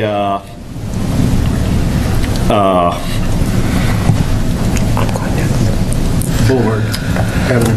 I'm sorry, give me just a second. Pretty far down the road. If you, I'm sorry. If you go and you look at the possibilities of, now we own it, we have to keep it up, and if you look at some of our sports, all of our soccer pretty much is played on, now soccer is not going to be part of this building, but I'm just using this as a reference. All of our soccer pretty much is played on Saturday. Well, if Heritage Hall and the field behind there and the East Lawn Field and such were public use items, you would have groups from all over coming in and using those on those days that CROA endorsed teams, let's say, were not using it. I see the same thing happening up in that area, and that's pretty much all I have. Here's a copy of the contract so far. Okay, when did you receive the contract, and is that from the county? It's not a final contract. It's No, I know it's not final, it's obviously, but when did this occur? It's a markup, a couple, 2 days ago. So, but we can start from the initial conversation that we started having tonight. When we met for strategic planning back in April of this year, this board appointed Jack and Leonard as your two representatives for completing the facilities master plan. The facilities master plan includes athletic fields, and then we always had talk of a building. It was down the road, but we had an opportunity to acquire land, so it got moved up. It got moved up the ladder of the conversation. So this is by no means anywhere near a final contract. Leonard is absolutely correct that this is we're in the very initial phases of this, but they sent their first draft to me. I redlined it, I sent it to Jack and Leonard and asked them for their comments. I want to send those back to the county tomorrow so that they can respond to that, but one of those things that I put for a note is This agreement doesn't address ownership. We need to make sure that it states that we own the building once it's done. I also wrote on there, what is the county's definition of public purpose? Because the terminology that they use is public purpose. So they need to define public purpose in this agreement. What they told me their public purpose is that we will not make it to where non-residents can't use the building. But we ultimately control the booking, like we control the booking for everything. So believe it or not, East Village Field does have a public purpose, because when we book lacrosse groups, they're not all Celebration residents. When nothing else is booked, we have had teams that are practicing or that are playing in a tournament over at Wide World of Sports that have come over here and they paid to use your fields.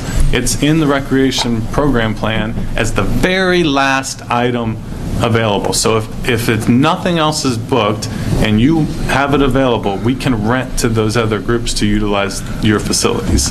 And that's what I want to make sure that they define. What is that public purpose? Okay, Steve, I just need a yes or no on this. Would you consider this a partnership with our county? It's called an interlocal agreement, and it's an interlocal agreement. No, just a yes or no. Is it a partnership or not? But that's, I can't answer yes. It's yes. I mean, an interlocal agreement would be a semi-partnership, but the interlocal agreement is a I understand term what it is. for these agreements. I guess, biased as you want it to be. and I think this is fabulous, but when we're looking at spending millions of dollars or receiving millions of dollars, we have a board of 7 people. I think it's great that you guys have made field trips, but maybe a note to the rest of the board, at least on this side here, I know there's 4 of us, or at least 3 of us, didn't know a contract had been drafted. I've never seen this before tonight. We're discussing this. It was so preliminary, we didn't even look at it. It may be preliminary, but it looks like it's pretty thick. Not only that, is I have met with David, with the county commissioner, and I assume this money is coming from the county of Osceola, correct? Correct. She is not aware at our last meeting of a community center in our community and $2.5 million coming our way. She has offered to have meetings with both this CROA board and the CDD board 4 times a year. She wanted to meet with everybody. When I sent that information to you to distribute, you assigned Jack. Jack is not the entire board, no offense. You're shaking your head. I didn't shake my head. And when I told you again what Peggy wants, excuse me, let me finish. When I told you again that Peggy wanted all the board members, you said no, it was just supposed to be 1 member. Lee Moore from the CDD said there's just going to be 1 member. I contacted Peggy and said, what was your intention? She said, I want to meet with all 7 members of CROA and all 5 members of the CDD. Again, I appreciate your work, I appreciate your vision, but there's 7 people on this board. I've been in this community 21 years, and I find this very, very disturbing when I feel like there's an entire 15-page agreement that's been made, and I don't have a clue till I'm sitting here at the board, and thank you, Leonard, for bringing it. But does anyone else want to comment? Jack, can I please clarify that first? Wait, can we hear from the rest of the board, please? No, I'd like to hear from Steve first, okay? Let me just explain to everybody that's watching that there are numerous projects that management works on that the CROA board, through strategic planning, assigns a lead and then they assign a second. And they say, yes, and I was on community. Instead of having the entire board be part of the process throughout the entire thing, it's the lead and the second that work with us on it. So when David and Paul worked with us on the RFP, and worked with us on solidifying the vendors for the landscape, yes, and they which informed is us along the way. a big contract. They did it with us as the CROA board. They didn't ask all 7 board members throughout the entire process. No, but they did send us emails and they informed us of their process. Well, and that's exactly what we will be doing with this also. But I was tasked to meet with the county, and I'll go back to goal area number 1, build mutually beneficial strategic partnerships with the county, civic, community, schools, and districts. Goal number 1. Jack McLaughlin is the lead that was assigned by the CROA board. Right, Jack, and my name, do you see my name after Jack's? Debbie McDonald as the second. Right. So would he not let me know he's attending a county meeting? If I can finish, please. Debbie, let me finish, please. Okay. Because I have other things to talk about with you, too. The meetings that were established with the county commissioners were initially Lee Moore as the CDD representative, who was appointed by the rest of the CDD board to be that person. He established that meeting with Peggy Chowdhury and with Beth Ann Knight. We met with her. We talked to both of them extensively about our projects on the Civic Corridor. We talked to them about our desire to acquire the golf course property, and then what we would like to possibly see on that golf course property. After that meeting, they sent county representatives out here to meet with me, to talk to me about what this would look like. And from that meeting, which I reported to the board back in 4 months ago, they are interested in giving us $2.75 million. We are doing our due diligence to determine whether or not that money is something you even want to accept. Do you want to move the project forward now? Do you want to wait 2 years? We're not there yet, but we have to know exactly what this agreement looks like before I can bring it back to you. And right now, I don't know exactly what the agreement looks like. I have a preliminary agreement that is redlined like crazy. It's not ready, but it's not completed yet. So that's why it hasn't gone to all 7 for input yet. It's gone to the 2 people that were the representatives appointed by the board for this strategic focus area. And if I may real quick, and currently I view that document as trash because it doesn't have those operating parameters, et cetera, in it.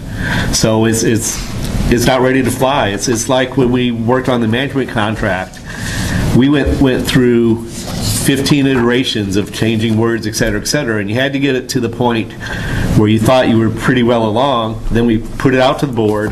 The board then went through, made comments, changes were made back into it, and then it eventually got passed. So I don't see this process as being much different than that. David, do you? Yeah, I was going to use the same example. I think, and you weren't involved with that. The management was not involved with that. It was the 7 of us, and then the 3 of us really took a lot of the lead. But Jack was, I think, and again, I've said this publicly before, you were very good in keeping the board up to date. So we didn't just send 2 or 3 copies out to the board. I think we probably sent 6 or 7 to the board as a whole. Right. Well, and so we were constantly updating. And so I think the difference here is this was a surprise, and the entire board, the board of 7 did not know that this was happening, and we can also take a look at this and trash it and provide our other concerns. And I think it goes back to what you were saying, Leonard, 20 minutes ago, is there's a lot of problems with what's written here. And did you not say that this only showed up about 2 days ago? Yes, it's 2 days old, and he could have emailed it to you a day or 2 ago. I was going to give this discussion today. Here we are. Yeah, I think we're making a mountain out of the molehill. I think a 2-day delay isn't a try to hide things or anything. I think it's just something that happens in life. But I think your presentation, Leonard, I wrote down about 6 different things that were main issues as the package. I mean, the county is one issue. I mean, the county. It's the first issue you got to solve. Yeah, the legal considerations. But I think there's multiple issues as part of as we start this discussion about a community center. And I know we started it last month or the month before. Well, the first thing we got to get from the county is what do they expect of us? What do we expect of them? What are the conditions? And that document you have right there is just so preliminary. It's so flawed. It's not worth us looking at right now. He took an agreement that they had with Poinciana and just kind of added some things and sent it over. It's nowhere near baked to where it needs to be. And I'm sure the development district's going to have a ton of things that they want to redline and talk about through there also. But Poinciana's center down there is truly a community center in that if you're not a homeowner, if I want to go down to Poinciana right now, I can, for $40 a month, I can swim in their pool, or $60 a month. I pay slightly more than the homeowners there. But it's a true public entity that you can go into and take anything off of their menu pretty much. It's nothing like the rec plan enumeration of who gets first choice, and nothing of what the total operational parameters that they may require us to do. And not only, if it's not in the contract, you have the possibility of any resident of the county suing us, saying, we didn't get our basketball schedule here, they just won't rent it to us, They're discriminating against us. And it just goes deeper and deeper. But I'm done with that. And I want to also say, I'm not advocating one way or the other, whether you take this $2.75 million or not. But I do have a feeling that you and future boards would be very disappointed in me if I didn't do the due diligence to research about this $2.7 million and it went away. And we didn't have an opportunity to get it because we didn't look at it and do our homework with it. I absolutely agree. And here's the only disappointment we didn't know. It sounds like to me we're trying to not make this work. I think to me it's like if somebody offers you $2.7 million, you try and figure out how to make it work. I think we already have all our athletic facilities now. Guess what? We've got an interlocal agreement with a public entity, the school district. So we've got that in place. We're doing that right now. This is just a different public entity. I don't see this being any different than all our recreational programs that we've going on right now. And but we're sitting there looking at it and saying, I don't want to use the money that we all contribute to the county and our county taxes, property taxes. I want to use which. To me, I think we got to do everything we can to try and make this work, not to try and not make this work. But to our advantage. And to our advantage, yes. Right. So with our conditions. I think we can all agree, based on the conversation going on tonight, that things in the past few days have moved quite quickly in some ways. And I think that we should just mark this as a point and we say, if we can just work on communication moving forward for everything. I'm out of here soon. So well, and if the board wants me to share with all 7 as I'm going through this process, I'm okay with that. I mean, I can start sharing with all 7. So I think the only fear that I have in that is that I'm really happy to hear that Peggy has an interest in the community and different things like that. But candidly, she has my name and email that I've sent her a few times now, and I've never heard from her. And she can't spell my name right when her admin sends me a response back. So I think we all need to work on communication, all the way around. And I think that my fear is that I don't want us to get into the boat of we're massaging the same thing over and over and over again, and we can't move forward because we haven't, been able to work out some of the things in the weeds. I think that it's a delicate balance because we want to make sure that everyone is informed with, taking, for example, this, idea of an interlocal agreement. There's a lot of moving pieces that I think that we all know from a conceptual standpoint, from a bare minimum that we would need to have in there in order to be able to make this work. I mean, all of us are smart people. Steve's a smart guy. He knows what we're trying to do. I think that if we want to have that kind of massaged out and molded and then brought back to us and then say, hey, guys, are we on the right path or not? At least this is something that we can start with, because we know that what we have to start with right now, no one would even, report. So there's some basic things that I think that instead of 7 people all saying, hey, we need this, we need this in here, Steve, may know that already. And we just want to get to that starting point before we move forward there. With that being said, I think that it would be helpful to have, kind of a heads up on, when these things are going on, maybe not necessarily a full detailed giant minute list from it, but hey, this is what's going on, and we're meeting with so-and-so, and this is the anticipated outcome. And I think that would be helpful, across the board, not just, in this situation, but also when we're working on with other things. Like I know, Debbie, you've sent out notes when, hey, we're meeting with so-and-so tomorrow. I don't necessarily know exactly what you guys are going to talk about, but I trust that you guys are going to talk about the right things. So it's like, yeah, okay, but at least I know that that's occurring. So I think that maybe that would be helpful for this situation kind of moving forward, just so that we kind of know what's up. And Eric, I think it is a lot about communication, and what I've always appreciated about being on the last 3 years on the board with you is that when you meet with someone or you have any type of response to communication, that you do include us, and thank you for that. Okay, any further discussion on the civic court of it? Yeah, so I'll move it to a different light. I think this is a cool idea. From what we're trying to do. I also don't think that it's rare to do something like this. From what I understand, we keep talking about Poinciana over and over.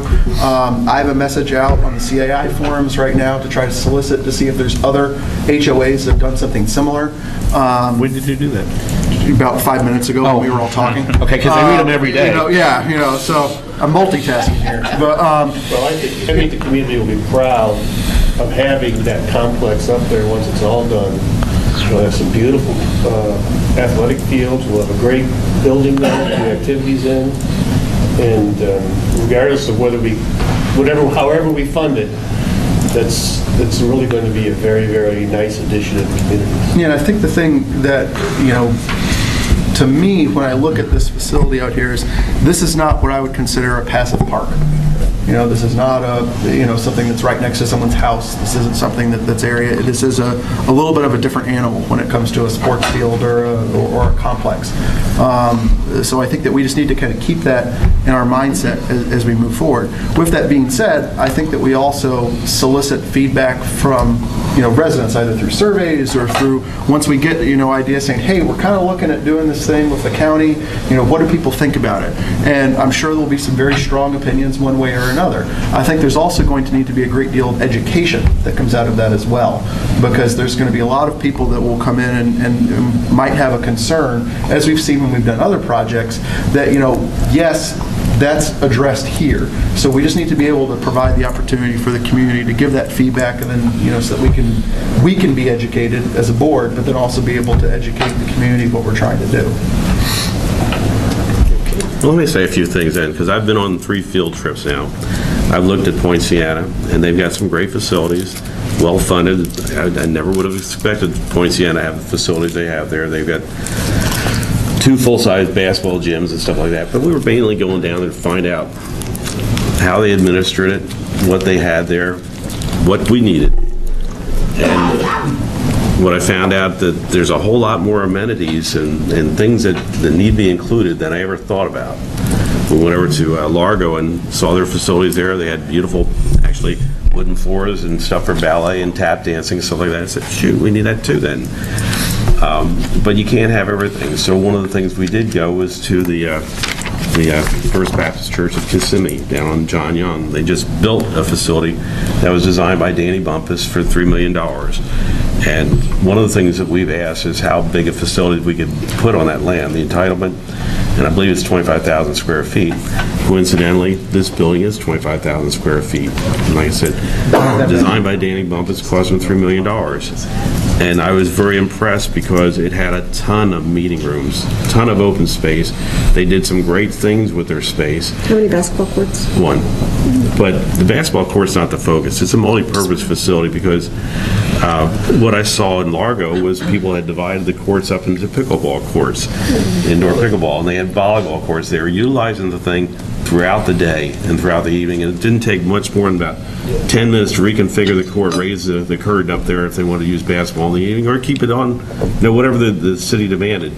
The other thing they did is have huge rolls of rubber matting that they place out on the courts in order to put chairs out there or whatever else activities they want to do there, because they had a stage at one end. Okay, so to me it's a multi-purpose, huge facility. We can do a lot of stuff in that, but they also had meeting rooms. For example, upstairs they had a meeting room that hold at least 250 people. Okay, plus 2 other meeting rooms that I saw, maybe 3. Was it 3 upstairs?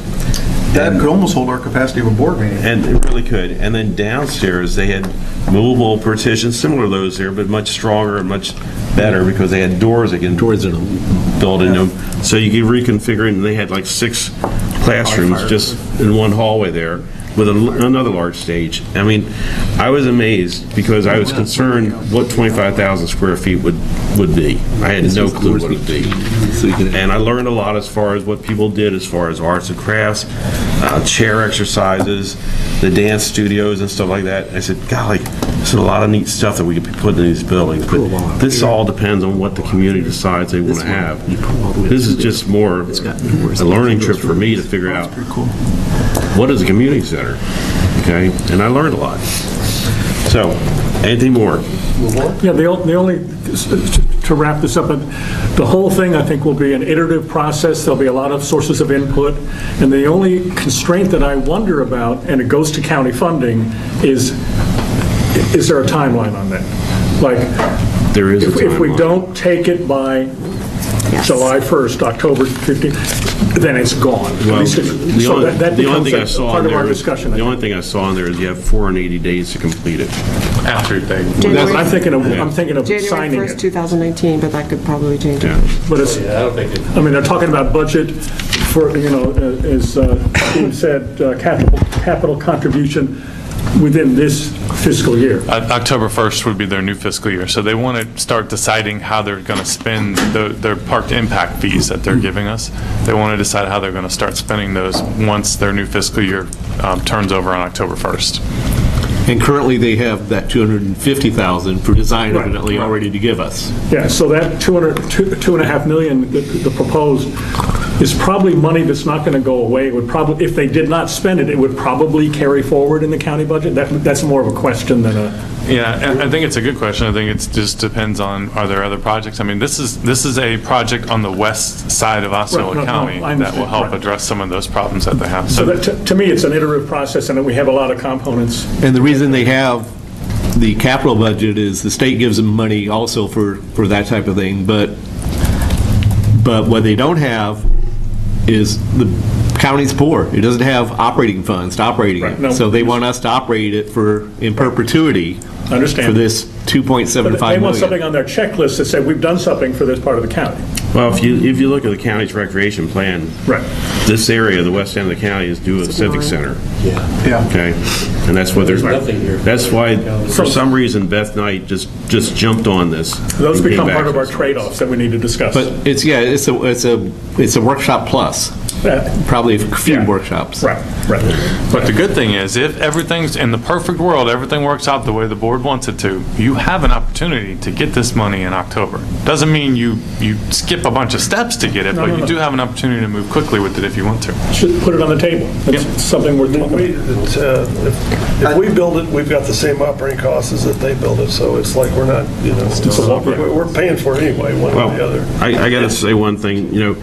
Largo, they had two large facilities, and it was very active. I mean, they had a huge 3-story playground for kids, just like you have down at Chick-fil-A, and it's kind of a Mother's Day out type thing. But I was asking them how many people they employed in that particular building. Is 40 people, which is a ton more than we'd ever need. And part of it is the recovery, how much it's cost to operate the building and how much is being paid in there. And they're getting 72% back right now. So it's one of the things that we have to consider as we go forward is the usage of it and how much it's going to cost us. And we have in our recreation program plan right now that non-residents will pay $10 more, at least $10 more than what a resident will pay for any of the things that they're participating in town. So you have the ability to set the user fees also. And everything there had user fees. All right, so have we finished this one? Let's move on with the dog park, David. Tim was ready to move on. Yeah. So the dog park, some issues have been raised, and I posed some questions to management and the board, and so I'd just like to raise those for our discussion here. I know there were concerns, and I know that's a separate discussion we would have on social media. So regardless of the source of information, there's questions about the safety, and I know safety in terms of allegedly dogs are getting sick. So is the dog park the source? So what I asked for, and I'm still would like to see, is two things, is a clear plan of what the action steps are, and I saw that toys are being removed. So what are the clear steps of action to verify that this investment we made in a beautiful facility is indeed safe? So what is the step, and then B, what is our communication plan? Because I have not seen that. I think we need to be very, very clear to our residents in a proactive way. That's part of our new management contract effective this month, about being very, very proactive with our residents and sharing what we're doing and that it is indeed a safe place. I mean, So I'm not the expert to go out and test soil, but what is our process? What has been done? You say it for the public record and then communicate that out. So I'd like to see the management plan and the communications plan. And that's what I asked for back on January 4th. And then the third point was to raise it at the board meeting or the workshop. So this is raised here at the meeting for discussion. The action items that we're taking, I can definitely put them onto a document as a plan, but what was addressed immediately was there's dog flu that's going around. And dogs are sharing illnesses much like humans are sharing illnesses right now. So we looked at some best practices and we removed all the shared toys from the facility, removed the shared pool from the facility, and we posted signs immediately saying, due to illnesses, we're taking these away. If your dog's sick, do not bring him to the dog park. Posted those in the kiosks, posted those on the fences. I met with the Special Events Committee, and they had already been working with the vet. We got some information from a website that talks about best practices when taking your dog to a dog park and how you can avoid some of these illnesses that are out there. We've posted that on our website. We've posted that in Friday Flashes so that it's been communicated. There's a vet in town that's going to come to Posh Pooch, I believe has committed to writing an article for our March paper so that we can put that in there. So proactive steps are being taken to try and minimize these illnesses. But what we're hearing is it's much like sending your kid to school sick. If you send your kid to school sick, 5, 10, 15 other kids are going to get sick. So I can't guarantee you that your dog's going to not get sick if you go to the dog park. Well, the owners need to take a little more responsibility for their actions too. Right. Steve, have we done anything to verify that the grounds are safe? Well, the key to this is the sharing of the illnesses. There's been nothing reported from any vets that say this particular parasite in the ground is causing problems. If I was to do a soil sample test, there'd be 1,000 different things in there. I wouldn't even know. It'd be like looking for a needle in a haystack. So I've asked some of these owners, pet owners that have reported their dogs being sick, give me your vet report on exactly what they found. But they didn't have anything exactly that they found. So if I had specific parasite or anything like that, we could test the soil and see if it's in the soil, but I don't know what we'd be looking for right now. Can our extension agent, you talked about that earlier, can that be someone that can be helpful in assessing the environment? You can send the soil to them for free. Yeah, I mean, it's you can send them the soil sample and they will test it for free. It's the same soil. I want to make sure that we're doing what we need to do. Yeah, it's the same soil that's been in the park since we built the park. I mean, there's been some holes that have been filled in. But large, you're going to have to take a soil sample every 3 feet in order to get it. But I can tell you, if your dog is sick and drinks out of the water bowl and leaves an illness there, we could scrub it down, but then another dog could come and put an illness there. So you'd almost have to continue scrubbing and disinfecting constantly. And the better question would be to go to that vet and say, is there something that we can spray on the ground, a disinfectant of some kind, that the guys can just use a pump or a spray gun or whatever that, and spray that ground, you know, the whole park? If it lasts 3-4 days or whatever the case, and do it repeatedly until this flu. And then you're adding more chemicals. So I just became an expert in dog park illnesses through Google. Good job. So a couple of things there's a couple different ideas behind this. One is it talks about soil surface. One of them talks about the soil type, whether you use turf or decomposed granite, or we have both. I think there's some areas that are decomposed granite, stuff like that. Both of which are considered best practice rather than doing artificial turf. The advantages that it's stating here is that most of the illnesses can simply be rinsed away through irrigation. So if you have proper irrigation through the area, that's being able to clean stuff out. It also mentions removing shared toys. So I think we've done those two things already. I think that, we didn't build the dog park originally in a vacuum. We did look out to what other groups are doing, and there was an extensive amount of research done on it. I think, too, it's, just posing the question back to a vet, or to someone that didn't just spend 2 minutes Googling things, and saying, hey, you tell us, how is this stuff spread? How is it contaminated? Right. Exactly. And how does it stop? Is there something that we can do it?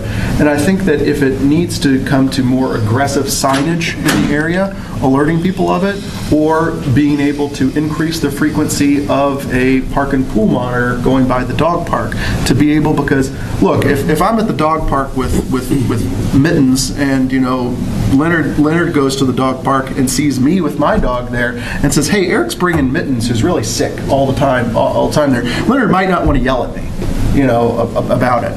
But Leonard sure as heck will yell at the park and pool monitor and say, hey, Eric's doing this. So, you know, I think that if we do that and maybe give people an easier out of someone to blame, and then be able to educate the park and pool monitor, you know, to say, hey, you know, look at this, you know, here's a flyer, here's a pamphlet, here's something, so that these folks kind of understand what's going on. But, are you through? I'm sorry. Yeah, no, Mittens is gone. What you say is true. Let me back up to what you've already said once, though. We've already consulted with the vet. We've been doing the best practices as far as removing the equipment, et cetera, et cetera. There's no way to prevent illness completely like you and I. Now, let's just take vomiting by a dog as an example. Could be the flu.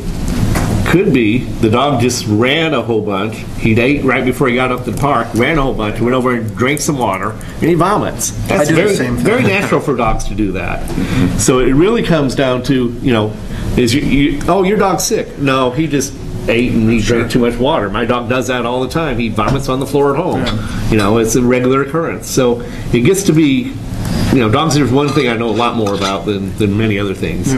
But it gets to be one of those things where you have to do two things. You have to police yourself, if you will. There's going to be people that don't police themselves. But much like when you go out in public, you have the chance of getting any disease there is. I think he does. It's you that he can have every kid. But you know, it's the public contact, and it's the same way with the dogs. The dog could be walking around Lakeside and decide to go up and lick the face of another dog walking the opposite way just because they know each other and have the same flu. But it's a more concentrated environment there. I don't know. How often is that irrigated there? Oh, it runs every night. Every night? Yeah. So we basically wash it down every night. Yeah, just helpful. I don't know of anything else to do, basically. Go ahead. Just real quick, I want to thank the Special Events Committee, because the dog park falls under that committee, and they spent a great deal of time researching this and talking to people and talking to the vet and asking the vet to write the article for the paper, and you know, PJ's on that and was probably, I'm sure, at that meeting for a long time. But Sure. Come up here, PJ. Yeah. And so anyway, I wanted to thank I move you to and Jory. recognize PJ Carter. And I second it. Special Events Committee. I appreciate your comments, Dave. When the Special Events Committee, since we're charged with raising funds for amenities at the dog park, when it used to be the Parks and Rec Committee, it's the same committee, we worked on the dog park for like 8-10 years, and before it was even opened. And we recommended to the board, whichever board it was at the time, I don't recall, certain things that we came out after 10 years worth of research that we would recommend. Everything from having doggy DNA done as a prerequisite to going into the park so that we would be able to identify a problem, to handling complaints, a system of rules and regulations. So we have done a lot of due diligence to create that. Not all of our suggestions and recommendations were accepted by previous boards. When we heard there was a problem, we immediately took steps and met with each other and as a committee, and as we held a special meeting. We invited Steve and Todd to come. We determined from working with veterinarians in the area that there were, I think, 8 major issues that could be problematic, and 7 of them are preventable with proper dog-owner interaction. The dog owner, just like your own children, you have the responsibility for caring for those pets as well as you do for your children. Unfortunately, this time of year, there are a lot of new dog owners because a lot of people get dogs and puppies for Christmas as Christmas gifts. And so new dog owners may not realize, oh, if my dog's behavior varies, they can't tell me, Mommy, my tummy hurts or I don't feel well. So you as a dog owner have to be aware of what your pet is telling you. We have a lot of new dog owners that don't have that experience yet, which probably has contributed to the situation. Makes sense. We have contacted our local vet, the only vet that we have in the community that practices within the confines of the community. He's written an article which February issue? Did we got it in for the deadline for February issue? I rewrote it with Yeah, so I think it'll be out just in a couple of weeks with a lot of background information. We have taken some steps and as a committee recommending to management and things that we think might be contributing to the problem. And I'll just use one for an example. I know it's very touchy, and that is there's no sign out there that says this is a private park. Okay? We're fixing that, though. Huh? We're changing that. We're fixing that, yes. It says CROA ID required, and PJ brings up a great point. People could think just their regular ID works, but it needs to be specific to, you have to go through the process. Yeah, so we've asked... We need a big-ass sign. Yeah. Well, we've asked management to, change the wording on the signage to say, gate key access required or restricted or whatever. We do have people that do not live in the community who are not eligible to use the park, whose dogs, and some people who have friends who visit them in the community and have uncleared dogs, if you will, unverified dogs as far as inoculations and so forth, using the park. So we're trying to put into place some steps to do that. We've talked about some procedures. The removal of the toys was not the solution. That was a proactive step that our committee recommended to try and forestall any future problems and try and reduce the number of factors that we could say this is a problem. Okay, so the timelines of the complaints in social media don't match necessarily with the action that our staff took there as far as any maintenance issues. It's sort of like, all children drink milk, all children grow up to be adults, adults die of cancer, therefore milk causes cancer. I mean, you cannot make those jumps, and unfortunately, sometimes they're made, and it's impossible to stop it from spreading the social media rumor mill. Right. So we know for a fact dogs were getting sick. My dog was one of them, okay? We know that we took her out of the park for a week. She got better. She went to a vet. We've had her to the vet a couple of times.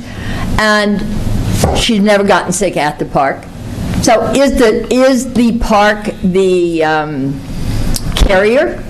Possibly. Don't know. Possibly. But that's common sense. You have a concentrated area with multiple dogs in it. It's like having children at a kindergarten. Okay? Your child plays with the guy next door, kid next door, maybe you won't get sick. You take him to a kindergarten, fully licensed, perfect facility, just have more exposure to more children, it's going to happen. So your committee is working, and I'm just suggesting that the board might consider in the future asking us for more input when it's easy to say, no, we don't think your recommendations are very good. That's all I need to say. Thank you, PJ. All right, so we satisfied with that one? Let's move on then to... Yeah, as long as the communication continues, and those 7 out of 8 things could be cited. I don't know if that's part of the article that's coming. It's posted online. Things in Friday Flash that will point to the celebration news. I think that will be helpful. Yeah, and that you have a link directly online now that takes you to the site that talks about those 7 things that are of concern. And I think a more frequent visit by the pool and park monitors. Yes. So if there is an accident or somebody's vomited or something like that, they can get a hose.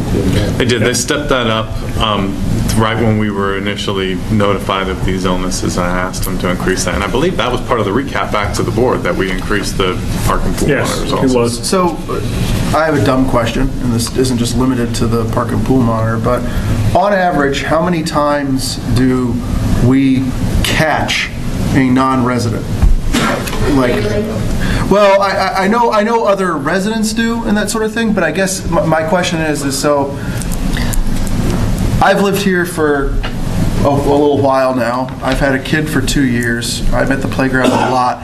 I've never been asked for my ID. Me either. 21 years. Well, I have on multiple occasions. Steve, you look shady. It's different. So, but I wear a ball cap and sunglasses so that nobody knows who I am. My question is that it's not for a lack of trying to get, I guess solicited or whatever, but I guess my question is that it would be helpful to kind of understand, if we do have a problem such as that, where we do have a lot of, it's trespassing, is what it comes down to at that point in time, to if it starts increasing in frequency, is that when we need to look at things like additional signage, or looking at, hey, we need to hire an additional contracted park and pool monitor for a period of time to do something like that. Just check IDs. Yeah, to just check IDs, and I think or staff the park. Yeah, have somebody exactly. Sit out have there someone the whole time sit there, and and do it. And I think that those sort of things, with the absence of data, we don't really know what to do.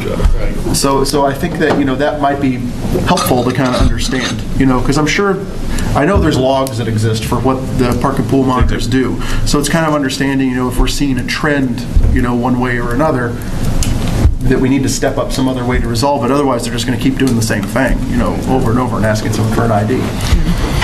And I would agree, and I think Leonard and Paul, way back at the beginning, we talked about for the park monitors, just to have some general idea of their schedule. Like, I know they're doing a million things, but are they going by such as park once a day? Are they going by 5 parks a day? Do we have any idea of just a general schedule for this staff member, and so we can better understand how to serve the community? I will send one tomorrow. Thank you. Okay. All right, David, let's move on to the first quarter survey. Yeah, and this actually on the agenda should be the 4th quarterly survey. Okay. Or if you want to call it the first survey of this quarter. So at the workshop last week that I missed, did you hand these out? So this is yes, you did. I sent an email. Yeah, okay, so this is slightly revised, slightly updated. To stay on schedule, going out February 1st, we need to finalize this week. We're proposing, based on the last survey from November, one of the questions was, do you like the frequency of the survey and do you like the length? And do you like having it? And it was high praise for that. Our suggestion, though, Debbie's and my suggestion, is that we only have 2 questions this time rather than 3. One being just an initial polling of the community about the community center, community building, about what they might want to see, because that could help guide our discussions. If we find that there's no interest in school activity space or exercise facilities or theater, that will help guide some of our future discussion. It's not definitive. I know that you talked about someone with $250,000 for helping with planning, and that's great. I know there will be much more in-depth surveys and lots of permutations in there. This is really to get a snapshot for that. The other piece has to do with community activities. Some of these are actually sponsored by Lexon that owns downtown. Some are sponsored by us, by CROA. Some are not sponsored, like Jeter Bend. And since we have the demographics by region or by village, if you will, that will help some discussion. This is not to quelch lights at Jeter Bend, for God's sakes, but if there's some feedback that's all coming right at that, or coming at movie nights or whatever, it'll just be helpful to help guide us and to help guide the folks at Lexon. And so the framing was, I believe it should not be offered. All the way to, it should be offered, no changes, just keep doing it. So those are just the 2 two thrusts for this time. Right, and I just want to thank, David has spent so much time on this, and if we look back at the community website, what people are looking at, we actually, if you add the survey recap for the fall survey and the fall report, they received 238 clicks, which is just right under holiday home video, and it's the second most looked at thing when you combine those two. So it's between the holiday home video at home decorating winners when you combine both the survey recap and the fall report. So thank you, and it's great. We're getting over 1,000 responses from people in the community, which gives me a lot of information. David, I take exception one thing. In the first one, you talk about indoor basketball courts. That's not a focus of the Civic Center, because... Could be. Well, I'm saying it should also say pickleball courts, we can add that. Tennis courts, or volleyball. It's a very... Excellent point. It can be shaped to anything you want. I don't want to... indoor... It's not restricted to basketball. Indoor recreation space in general. Well, explain it more, where it has the ability to... How about, why don't we just say indoor basketball, volleyball, pickleball? Or tennis. Or other. Yeah. I don't know what the other would be. Yeah, I mean, let's just... Well, how about indoor courts, e.g.? If I may... Sporting courts. Yeah. If I may, David? Yes. I'll say this, as this is what I said at the the workshop last week. I think this survey is needed, but it's premature. It's not ready for prime time yet. And the reason for such is, until we get one big gathering of the residents, there's 100 things on here you could name that's not on here. So you're going to get data that's not going to be the least bit valid in 2 to 3 months. And why do that? And why do it? Just to throw something out in a survey, that doesn't make sense to me. And if I go on to number 2 real quick, this second question. What's he looking at? They are good questions as far as you seem to have named most of the things that muck up the traffic in town, or invite a larger number of people that don't live in Celebration into Celebration. Last year when I went to 2 years ago when I went to Food Truck Friday for the candidates thing, that evening I went around and talked to almost every table there. 2/3 of the tables did not live in Celebration. The other third did. And that's not to say we shouldn't do Food Truck Friday or anything. That's just to give what I found at that particular demographic on that particular day. Now, as you get through this whole thing, what do you do with the information that 60% of the people say hate Halloween in here? We can't do anything about it. We have no action to prohibit people from letting people come to someone else's house and say trick or treat. There's no actionable item we can do on many of these items. Some of them are a little bit under our purview. Is the garage sale in here? Yes. Yes. So again, that's an issue that we could stop the traffic there by cutting off the garage sale. And I'm not advocating it, but that's one of the only things I read in here that we have any say in, that we could affect a change out of all these items. Well, I think other than find out the information of, oh, you know what, 9 out of 10 people don't like the art stroll or whatever that particular item is on here. So again, I'm just trying to get a better handle on what we're trying to figure out there. I think to me, though, so I'm with you, Leonard. When I first read this, I was like, well, why the heck is this on here? Because we can't do anything about it. But then I got to thinking about it a little more, taking Halloween as a prime example of that. We can't cancel Halloween. It's just a holiday that's going to happen. However, a few years ago, we tried something. We did close the streets. and we bust people in. But there was an expense to the HOA to doing that. And I think that, if we look at this, since this is going to, it's not being surveyed at like a Food Truck Friday where we might have a large, number of folks that aren't members of the Homeowners Association. These are Homeowners Association members. And so if everyone comes in and says, hey, guys, Halloween's a royal, pain, then that gives, the board a little bit of fodder to come back in and say, okay, well, do we need to look at then spending additional money for traffic control on that in the community for that? Because we can't do anything about Halloween, but if it's that much of a pain point for residents, we need to look to do something to mitigate it, something like that. Yeah, the downtown residents would definitely say not offer, and the rest of the community that are farther out would say offer. Sure. No, I wasn't, again, just to make it clear, I wasn't saying don't send this particular question out.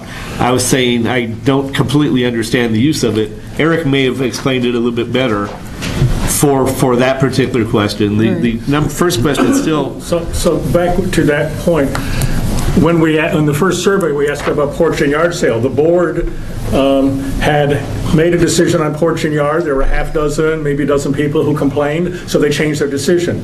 Now the board had information, and there was a lot of qualitative data that came. What became of that data? Did anyone look at it? All the suggestions that were made about traffic and parking on porch and yard sale. I bet some changes were made by management about how porch and yard sale was handled. So information is powerful, and we choose how to use it. If we don't choose to ask for it, we won't know. Yeah, and we received, I would say from the last, when we do look at the comments, and we look at every single comment, if there are 1,000 comments, we look at all 1,000 comments. And you've seen all the comments. Yeah, we've seen them, and we list them. Sometimes we get information or find out something that we weren't expecting, and information that's been very productive, I think, for our decision. I mean, there might be a comment by one person that was creative. It's like, wow, I hadn't thought of that before, like closing the streets. Let me address the Celebration Marathon, okay? It's not so much the marathon that bothers me or gets in a way, but let's talk about the frequency of runs in the town. I think you need to address that more than just that single marathon. Absolutely, and for example, I called Steve, I think twice this last week or the week before. There were 2 groups that advertised they were having a marathon in town. They advertised they were using Lakeside Park.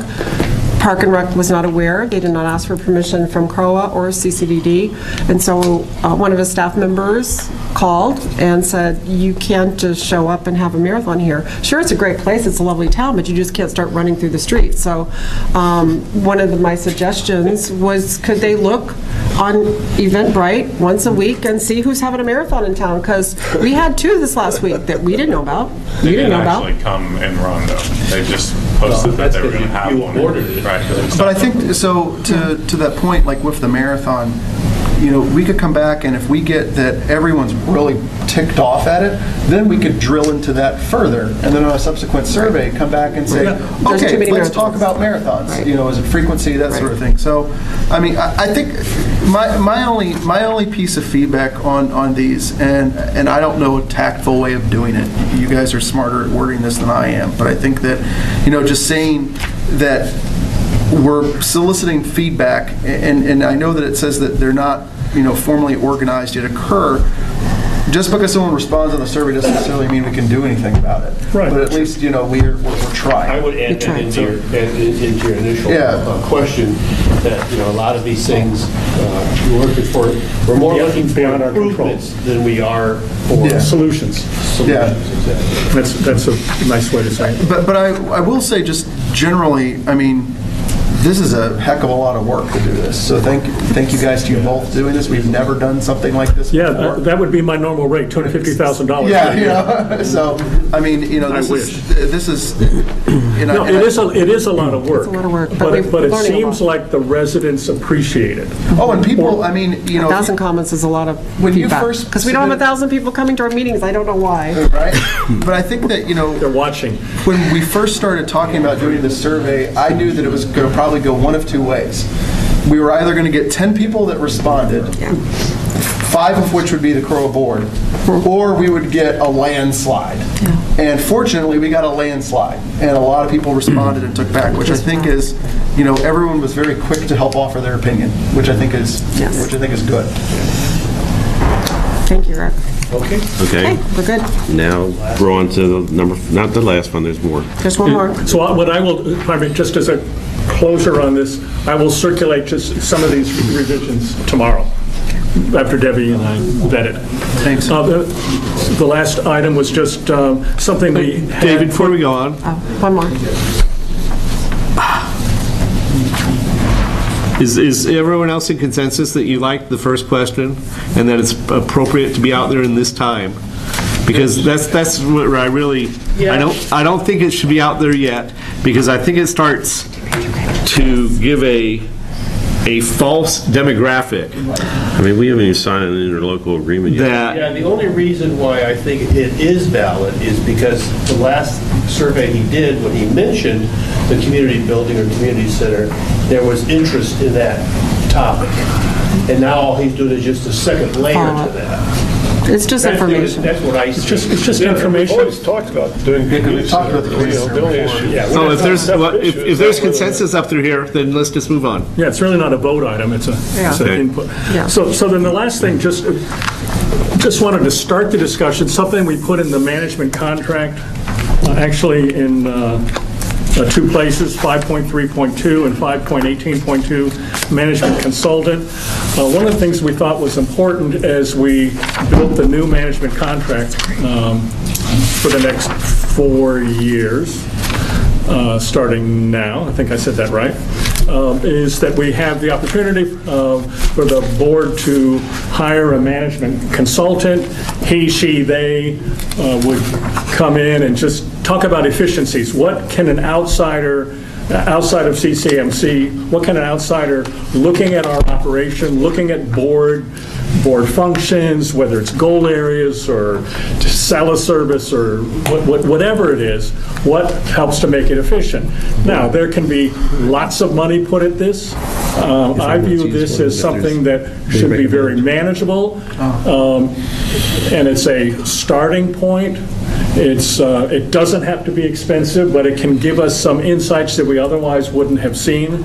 So I just wanted to start that discussion. I don't have a proposal other than to say, let's start talking about that. I'll just add one thing. Whoever, whether we do this or not, whoever we bring in as a management consultant absolutely must have property management knowledge and experience. Absolutely. Because the industry of property management is extremely unique and extremely special. And there are issues with that industry that are not the same if you're a steel mill or something like that. That makes very good sense. Eric is putting out on the CAI. Oh, there's a bunch of them already. I'm just going to email the board. When is the next CAI convention? February 9th. That would be Where will it be that held? would be a good source. It's the trade show. They'll be held over here? Yeah. It'll be at the Dolphin this year. All right, this would upgrade. be a good place for us to go and talk to various people as possibly as management consultants. I mean, it'll probably be $100. Do you remember? I don't remember any. I don't remember any management From consultants. having been We went all through No, the you're whole up to, search. you basically going to be talking to other property managers Right. and asking them if If they'd be they've ever used a interested. consultant, we can do No, that. actually No? using them.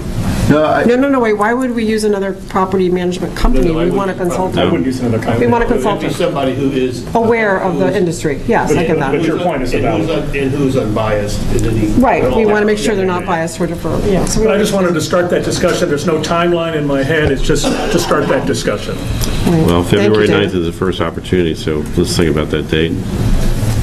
Okay. All right, I know that there was one other thing here that's not added on. I asked Eric if he wanted to add it on, and that's the cameras. Oh, sure. I wasn't going to open that can of worms. I purposely was not here to amend the agenda when I that said that showed up. it was open to you. So, look, I got one meeting left. After tonight. After tonight. So, I hate to say it, but I'm going to ask for it to be on the next agenda as an item that we secure funding for it. It can either sink or it can swim. You know, I think that we've done some surveys That topic came up on entry and exit camera systems before. I'm not going to dismiss the fact that it is a lot of money. It does open a can of worms, and it does require partnership with other agencies. Not only the CDD, but then also the sheriff. The sheriff seems pretty well, hey, if you got the data, I'm going to use it. Okay, that's an easy one there. We do still have some hurdles that we need to just make sure of, that we're doing things appropriately with the CDD, because obviously they have to protect their interests as well from their easements. But I think where we keep circling back onto, throughout the years we've been having this discussion, is, are we really willing to spend the money on this? And if we're not, then I'll take my ball and go home, but, if we are, which, there's been inklings that we kind of are, or, well, that seems like a lot, maybe we could do it in phases, or what.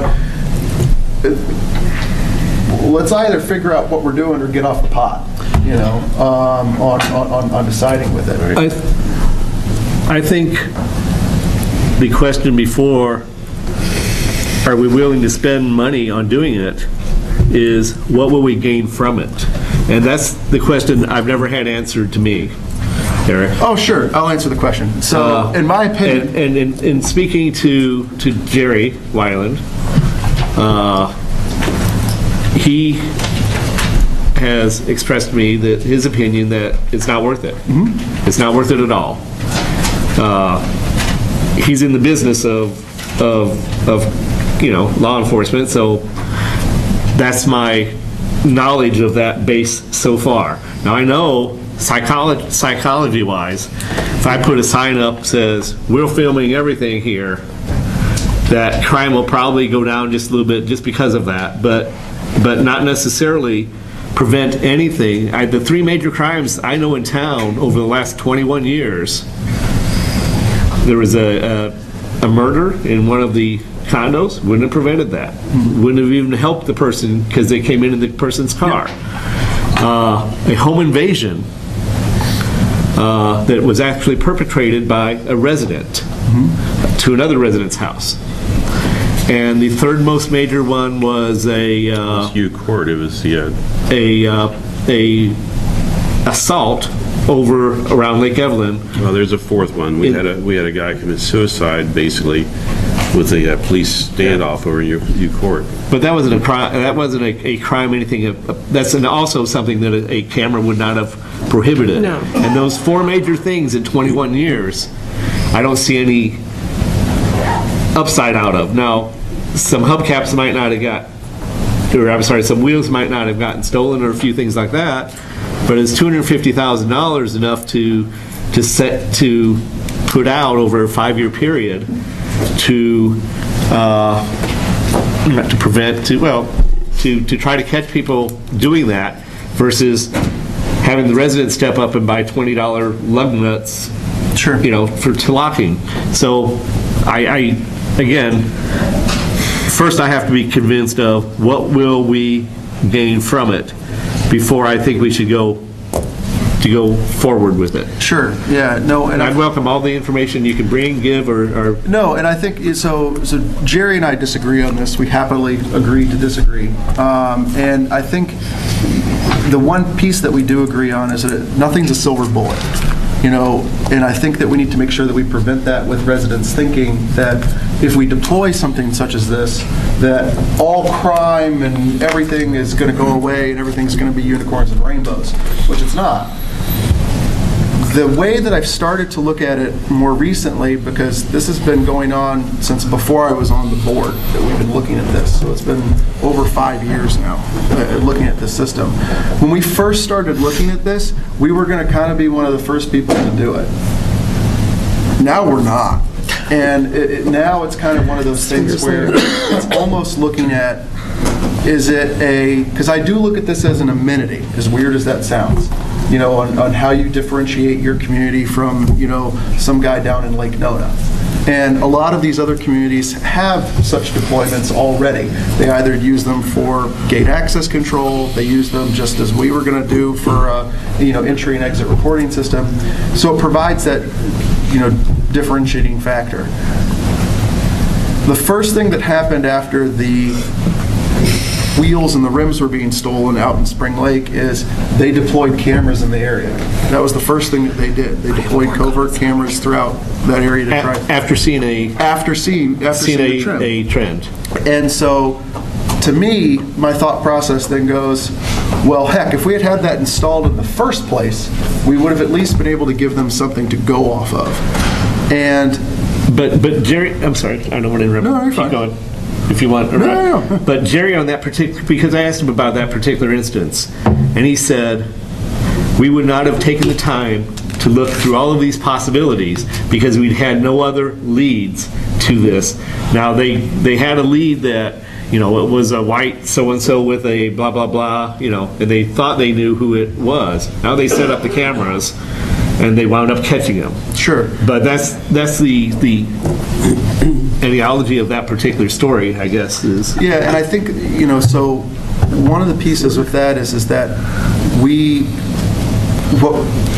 we're not looking to deploy just a camera that records people coming and going all the time. We're looking to deploy a system that actively can select and read license plates and give actionable data back to law enforcement.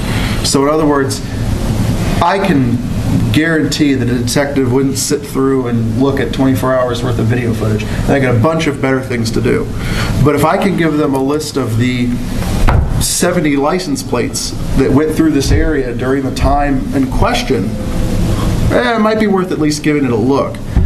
You know, it's not something that I think that it's going to solve everything. It's not going to solve all these problems. It's not going to solve that. But in my opinion, if it prevents a smidgen of it, then we've done something. And it's something that we got back on the surveys, that it was something that people were interested in.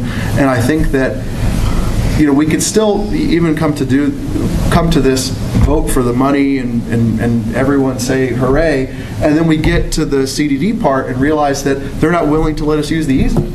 Then the project just dies. Well, I think the easement is the least of our problems. I have a hard time, you know, the price you quoted us it's pretty hefty. Oh, sure. And how I can say incrementally that we've improved celebration or given a return back to the homeowners for that amount of money is a hard one to come up with. Can we investigate? Is there a cheaper version of this? Absolutely. There's lots of less expensive solutions. I will not support a single one. Okay. This is the least expensive solution that will do what we want to do. The last thing that I want to do is put something in that we will never use. Well, that's the other question. And you know, that we will never utilize, that just will sit there and we just sunk, you know, a whole bunch of money into a fancy pole. Again, I don't know if you answered the question, what do we gain from it? You gain the opportunity to provide actionable forensic data for entry and exit of vehicles coming into the community. To the police. To law enforcement. Right. To law enforcement. If they so desire to look or use it. If they so desire to use it, yeah. Similar to like how we have cameras deployed already at our parks and pools. You know, if we get law enforcement that comes in and asks for something to say, hey, you know, can we take a look at this? But we deploy those to protect our CROA assets. Sure. In that we come in and we find something's broken completely, and you can go back to the night before camera, you pull it and you say, oh, that guy did it. Yeah, and I'm not saying that this is going to He's pointing to you. be amazing, you know, and it's going to be something that's going to solve all of our problems. It's something that the community, I mean, this originally started back with the CDD. They had originally looked at this system a long time ago, and then I kind of picked it up from there, and there seems to have been resident interest on it. If it was just me pushing for something like this at this point in time, I would have dropped this, you know, like a hot potato a long time ago. You know, so to answer your question, what do we tactfully gain from it is deterrence. That's it. You gain a visual deterrence, which I know that, you know, we could do the same thing with putting up a sign. But I think the challenge is that if we just put up a sign, people are going to figure out that's a sign pretty quick. There's a lot of other things that comes with this system beyond the entry and exit piece. One of the ideas originally behind the system is that it would not just be for our entry and exit cameras. we would eventually roll all of our systems onto this single video platform. We had a case recently that, we had an audit that, determined one of the park and pool camera systems was down. Lord knows how long, it had been down, and because we have a manual process in place that someone goes and checks to make sure the darn thing's working, that's great. If we look to enhance those assets a little bit and make everything so that it's in a single system and makes it easier to access, the system could tell us if the darn camera's not working. It's what does that system cost? That's the $50,000 system. It's the same thing we've just talked about. Well, no, we were talking about system. It's part of it. So there's additional camera licensing fees for additional cameras that you add into the system. But the way the system is spec'd out and built today is all you're adding to the system is storage, to be able to store more video. We're not having to add in additional hardware or additional appliances. So like today, if let's say Lakeside's camera system goes down, the solution to if Lakeside's camera system goes down is we buy a new DVR or that goes out there to do it. If you put it into a larger system like this, you get the economy of scale. It becomes less expensive to be able to add in more assets into it, as well as, quite honestly, we're not dealing with multiple different systems all over the place. It's in one spot.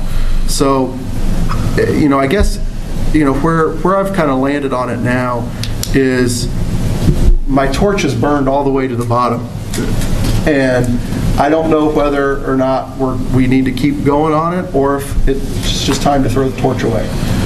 And if it is, that's fine. Let me just, because, I want to support it. I think it is probably the right solution. Here's where my problem is that I think we're all sitting up here and none of us really are. This is a very complex area. Every community is different. We have the most unique community in the world. We're sitting there, this upper income neighborhood in the middle of the theme park world. So every community is different. Every community has different issues. And I think the answers for all those issues are different, every community, one or the other. And that, to me, I would support if we had somebody from outside that was an expert in security that would come in and look at the data, they'll see all the police reports. Sure. These are your problems. This is your community. These are your entries and exits. This is this. And come forward and say, this is my recommendation. I think you're going to get, and I think they would come forward. My guess is they would say that, but if I heard it from an expert in the field, I think that is, and for the residents, I think that's a lot more to be able to tell residents, we're going to spend that money on this thing. It's a lot of money, but right now it's just us talking. And yeah, I would love to support it. I would bet that expert could come right from the sheriff's department or the state bureau. FDLE. Yeah, that's a good point. And I think it would be great. Even if there's a fee to that or something like that, I'd be happy to support it, because quite honestly, and I've said this before, I'm way too close to this issue. Yeah. I've been chasing this for 5 years now. So there's a lot of other solutions and a lot of other ideas out there that haven't even been considered. I was reading on the CAI forums, and one of the things that was talking about, and this gets to what Jerry was talking about with soft targets, on different things. Should we really not be having a fence out here for Food Truck Friday? Should we actually be putting in removable bollards? Because if I take my truck and I drive it at 100 miles an hour into that fence, I've just created a missile. Instead of having the chance of, I'm going to hit something and there's a chance that it's at least going to slow the darn thing down. And I think that these are things that a security consultant, could tell us and look at. To me, every year we have our 5 or 6 major objectives that, to me, we're not going to be on the board to, and I know you're more passionate about this than I am, but maybe the remaining board members have a commitment that, that will be, one of the major things that we're going to pursue. And we can attend meetings and make sure that it's actually done. But for the next meeting, where would we like to go with this? I'm supportive of it. I'd like for it to be discussed. I think Eric deserves a I understand that, but do we want to pursue getting a law enforcement person? Eric, do you have time between now and the meeting to meet with Sheriff Gibson? Sure. Okay. Okay, I'll arrange that. Yeah, that would be a good start. I don't know that. Maybe Jerry could recommend. How many people? Jerry, I would think Jerry might be able to recommend somebody that would come in and, you know. Well, I don't know. Maybe you I could think we do need it to in a go month. over Jerry. I think we need probably get it to done go in to a the month, county. so we could Yeah. have that for our next And meeting. I don't think you'd have any problem with that at all, going to Gibson. Not any problem at all with that, I'm sorry? going over Jerry's head. Yeah, I mean, no, it's not going over Jerry's head. I mean, the sheriff's the sheriff. I'd like to talk to the sheriff. And I think Eric's put enough, he has enough in this where he could have the good All right, can conversation. we do that and make this a workshop topic? I'll shut up about it, yeah. We'll make it a workshop topic then? Okay, good. So the workshop is 2 days before, if we're talking about February, 2 days before our meeting. Okay. That's Yeah. okay. Which is fine. Is that what it is? Yes. It's 2 days before the meeting? So it could be on both, workshop discussion and then board action. Yeah, we can add it to, as an agenda item if we Well, need to. you've got the 48-hour rule, so you got to make sure you put it on both agendas. Yeah, put it on both agendas now. Does that work for you? Yeah, that's fine. Okay. Even if we trash it during the workshop.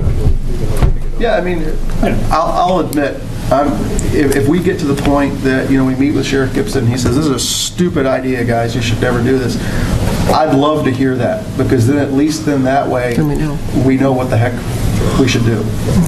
Okay. All right. Anybody else? Anything else we need to discuss? Are we at board comments? I have one more thing with Eric's last thing. In addition to the sheriff, I think you should meet with the West Area Supervisor, Captain, whatever his name is. Oh, yeah. Because the sheriff's more political, and I think you'd be... I'm sure I wouldn't be meeting with just the sheriff. I think it would I'm be sure good he to would be having that next They probably layer have a down. couple people there. Or the next 2 layers down, who actually know the amount of calls out in the West County, know all the different sectors and what's happened, and can pull all the reports for the last year or 2 years and make that analysis. That's all I have to say about that. And yeah, makes sense. All right, Debbie, go ahead. Let's finish it up. Steve and Gary Moyer and Jerry and Joe Winston and JR and Laura Russo met for a task force meeting about the safety, security, cleanliness, and traffic for our community. And just to clarify, when we made the motion on the meeting in November, I think we just mentioned one of those items, but we are at those 4 items, if that's okay with the board. We're talking about the traffic, safety, security, and cleanliness of, for events, for all events in our community. We met Tuesday with Mike Nunes because he had some concerns with me being on the committee. We cleared those up, and now he's asked that Laurel Russo be removed from the committee. She's the Town Center Condo Association president for the downtown area, and she's, I feel, the person most impacted by the events, but I wanted to get any board discussion or feedback on that. What's his concern? Just traffic. Well, his concern is they have litigation against him, so he doesn't I mean... But that always, we were told it's always under CROA, so I'm... Yeah. I just sort of an insider looking out, because I was over there for a couple of years or a year. I don't see what law would bring to this task force as just the president of the condo committee. Well, I mean, she Because represents the 300 residents. Well, but there would be, there shouldn't be any issues that she could help with when it comes to traffic or crowd control or anything like that. The people who are on the task force should be those folks who can affect change, and anybody from Town Center, not just her, but anybody from Town Center, really don't have any authority to affect any change. Well, we don't have any authority either. It's really, and no one has any authority. No, we have no authority. Well, We can't cancel their events. Can we recognize someone from the audience as we've recognized everybody else? Eric, can you help me? Yeah, I Come on up, second Kevin. to recognize Mr. Kirby from the audience. But I'm just saying, like, even if the CDD doesn't approve it, they can Candidate still hold the Kirby, event. sorry. Really, none of us have any authority. Hey, It's guys. just a suggestion for the community. So. As you guys know, I do own a condo in downtown. I'm on the board right now. My biggest thing, that comment specifically, is if CROA is going to be involved and CDD is going to be involved, The people that literally live in the situation should be able to share their feedback. Well, you can share your feedback, you just not, I don't think being on the committee is the answer. What? Well, on that committee too, why don't we have somebody from the town center condos and Water Street condos and Carlisle for that matter? Well, I did ask, actually, I did ask, I did ask someone from Carlisle, and they are attending. It's a national security expert. Well, I don't think we need to. I think we're just confusing the committee with too many people that really don't, I mean, they've got a vested interest, certainly, but... Definitely a vested interest. I believe, I feel they're most unfortunately, I'm sorry, affected by the events. you have an event that is a large event. You know, in that area, when you have a downtown area, you have a lot of people affected. Now, those events have gone on way before those condos were converted. Lexington made that choice to convert those condos and give additional people voices. So by doing that, now sitting there at that table, they have opened up an additional seat. And now for them to go ahead and attempt to shut that down, you can't play with cards. I mean, it was their choice to open up a seat. I think, candidly, I don't see a... Is it an uncomfortable situation? Absolutely. No, I mean, she did not speak anything about Mike. I mean, she's counted all the parking spaces in town. She's been very helpful to me. I mean, but... I think that... She's a she would actually probably be good for the committee. I just don't know if she could, just because of her knowledge. But I don't know that she would have any... She's not asking for a vote. I mean... If she was a non-voting member... She's a non-voting member. That would be okay. We're not really voting on it. I don't think the task force is really voting on anything, which is why, quite honestly, I don't have a brainstorming on it. But the only thing I'd like to add, just as you're making your decision, Mike Nunes has stated that he cannot, his attorney has recommended against him serving on this committee if a member of the Town Center Condo Association board is on the committee. With that said, my argument all along has been that these events, while they're all events in celebration, the ones that have the biggest impact on traffic, parking, cleanliness, and safety are all Lexington events. And I don't think we accomplish the results we're looking for if Lexington's not there. Lexington has to be part of this committee. Yeah, and can I add that he also said he would not serve on the committee if I was on it. So again, I feel like we have one person that's dictating the composition of this, and I don't get that. That makes no sense to me. The only difference is that he did meet with Debbie, and they talked about hours. it. And they talked about it, and they shook hands afterwards, and they seemed to be an understanding at that point that they were both okay with that. But Mike has said, and he's gone on record, whether it's right or whether it's wrong, this is his stand, that because of the ongoing litigation, his attorney has recommended against it. Well, what about the property manager then? Yeah. What isn't CROA involved in the litigation and arbitration? I can't explain Mike's rationale to you all because I don't No, know exactly. I'm just telling you what question. he's told me. I just asked a question. Is not CROA involved in the arbitration and litigation? Yes, CROA is involved in arbitration. And who represents from staff, the CCM staff, who represents CROA? You and Susanna. Susanna's the CROA manager, and I'm the executive director. And you do as well, right? Correct. Yeah. Okay, so therefore he would be saying, I can't be on it, Laurel can't be on it, and you can't be on it? He didn't say that. No. I'm just telling you the facts. He said that. But if it's a that litigation's the argument, then would it make false sense that you're next? I'm not arguing on behalf of Mike at all here. I'm just giving you all the facts as you make this decision. I'm telling you what he said. The reason why I am doing this is because you all have tasked me with getting these multiple entities together to come up with solutions.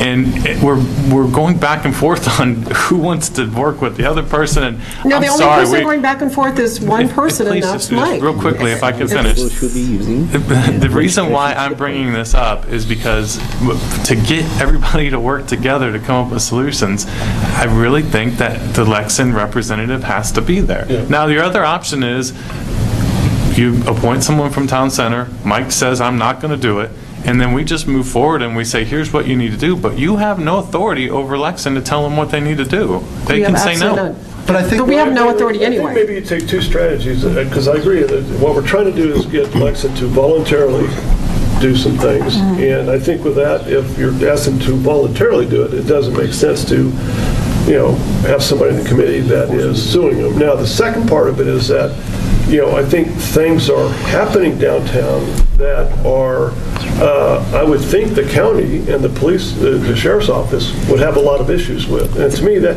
is the non-voluntary part, where it's like, I think we need to, there needs to be a group that meets that includes the sheriff and Lexington and whoever to discuss what kind of remedies the sheriff may want to put in place, because if the issues are, traffic tied down and we can start, they can start talking about some pretty tough remedies that we'll want to encourage, so. And we do have the sheriff's representative from the sheriff coming and in. the fire department and the county representative. So you have some momentum building here to try and accomplish the. I mean, we have identified a problem. We're trying to find solutions to the problem. Can we get past all the other stuff? That's a big question that needs to be answered. I understand that he needs to come up with some voluntary things so that the sheriff's office and the fire department doesn't get involved, right? So I think he'll. Well, if you want representation from the condo association, why don't you just try the property manager? Because the property manager is Lexington. No, the property manager for the condo association. They are self-managed. They don't have a property. They're self-managed. They don't have a property. Cookie could do it. She's a property manager.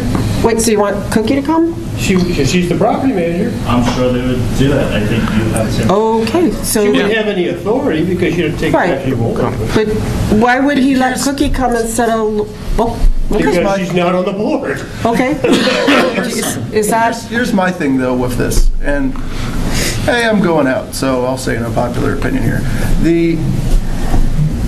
I don't think Lexington's going to play ball with us, whether they're sitting on the board or not. Is licensed? Let's just. I'm leaving. I'm out here. So I don't think they're going to. Sitting over there. Yeah, I'll be sitting over there. And I don't think they're going to. I don't think they're going to do anything whether they're sitting there or not. Yeah. I mean, really and truly, I think the only way, and their behavior clearly dictates this, when they went with the CDD.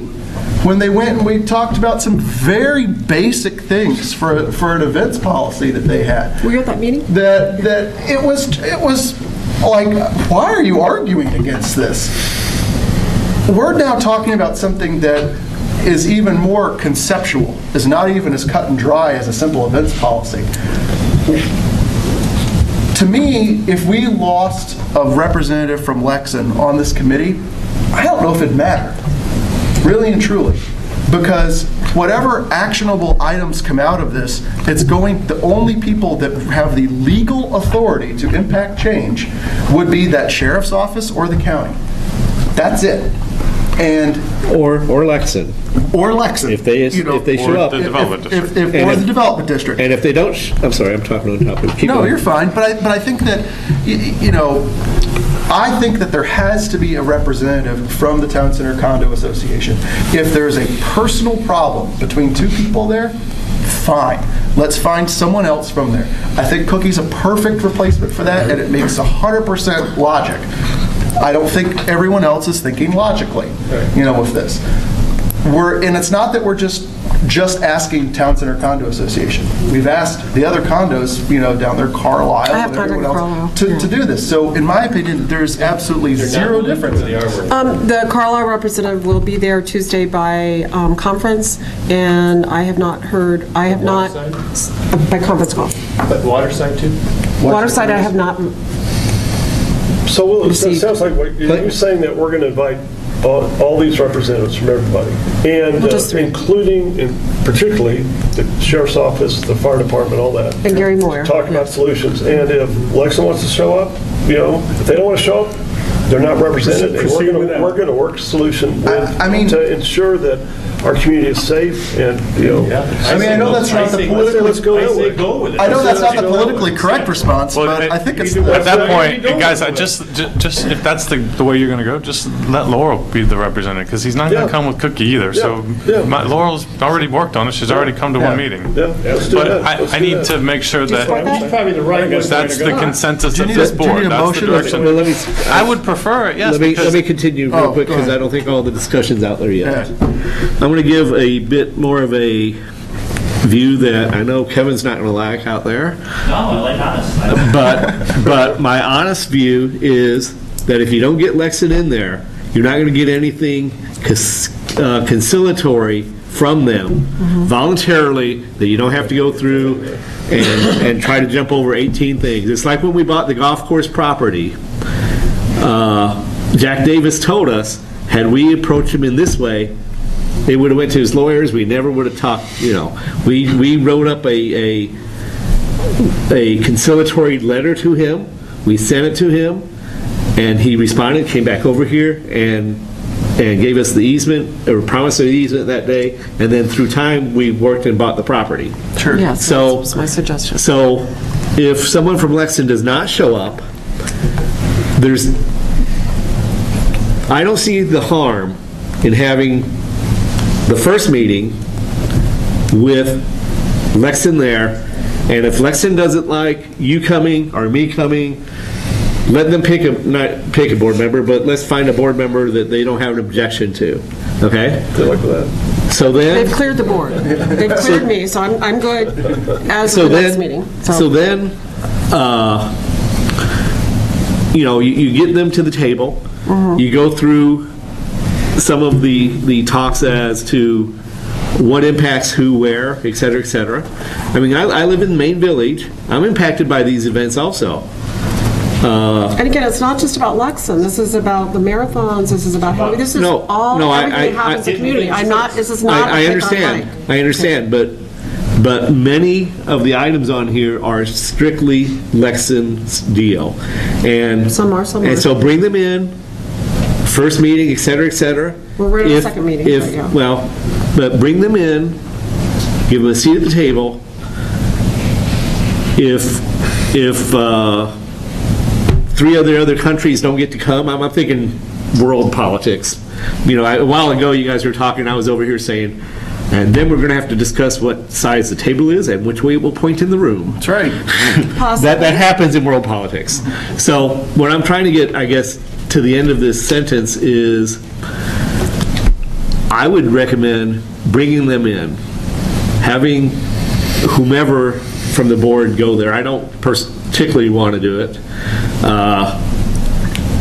And then going through the first meeting, you're going to tell fairly soon afterwards, did we do any good or did we not do any good with that? If not, you've got another meeting you can go to, and you can bring in a different cadre of people. And you can continue a different cadre of people. You might invite the town center and all the other condo Carlisles and all this, and a few representatives from the main village and things like that, and see what that group can get. Because at that point we can only affect Lexington through these other external items that have already been talked about. But if you bring them in to begin with, and they're willing to concede items, you're way ahead. You think they'd be actually willing to voluntarily do something? Until I get someone at the table, I have no idea. Yeah.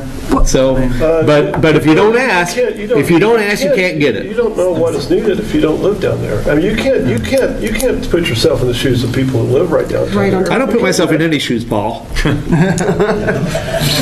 well, just to try to wrap this up, because it is 10 o'clock. Just to try to wrap this up, we have already had one meeting. The Town Center Condo Representative President Laura was there. We are having someone from the Carlisle at our next meeting on Tuesday. We're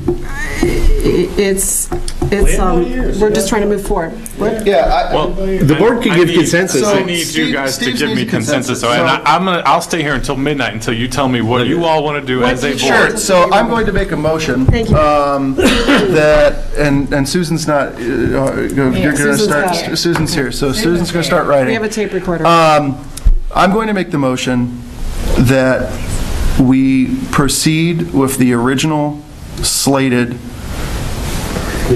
committee. Well, it wasn't on the original committee, so you'd have to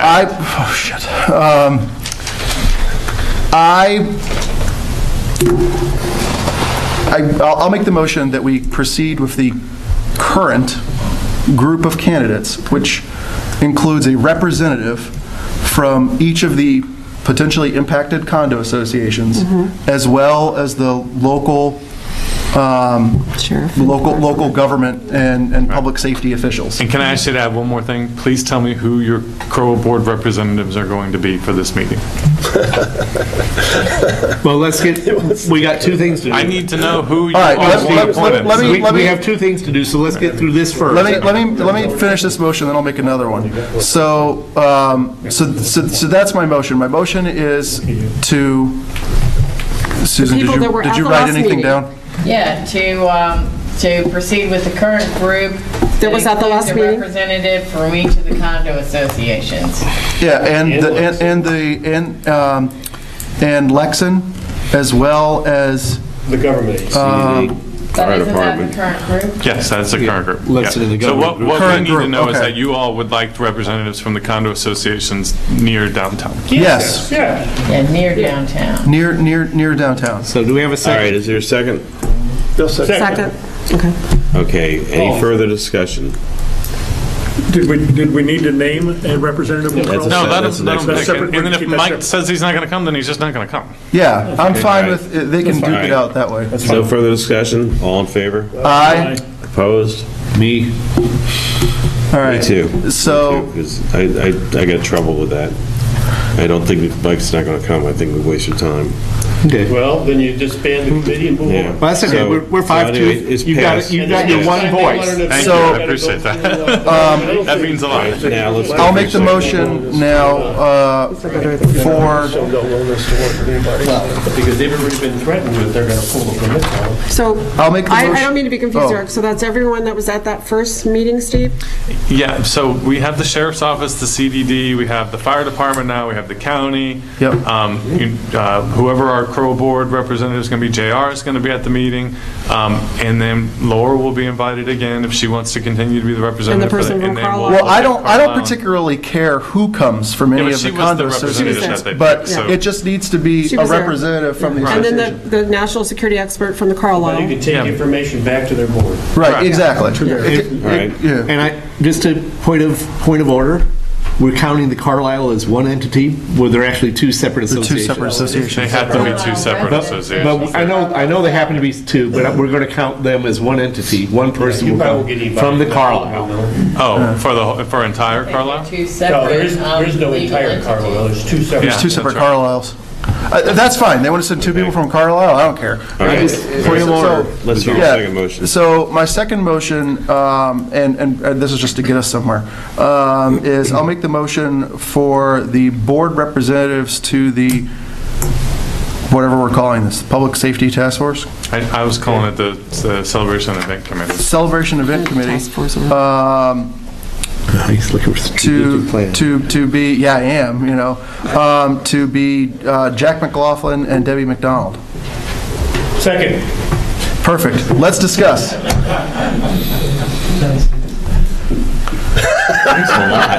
No discussion, call the question. Call the question. All in favor? So well, I'll. Wait a minute, we're eyeing here. We did have a second. It was Tim. There's a second. Tim seconded. And he said no further I called the discussion. Call the question. Okay, so he calls the question. All in favor? Aye. Opposed? Motion carries. And All the right, reason did I I hear did somebody that say was adjourn? because they're goal item 1. Yeah. Did I see anybody Yeah, you knew call where I for was going. adjournment? I call to adjourn. Nice. All right, we're done. You're capable of logical, rational thought. I've seen it. I was trying. You knew where I was going with that. I was like, I need something to go off of. So, yeah, let me turn this audio off. It's like, why even?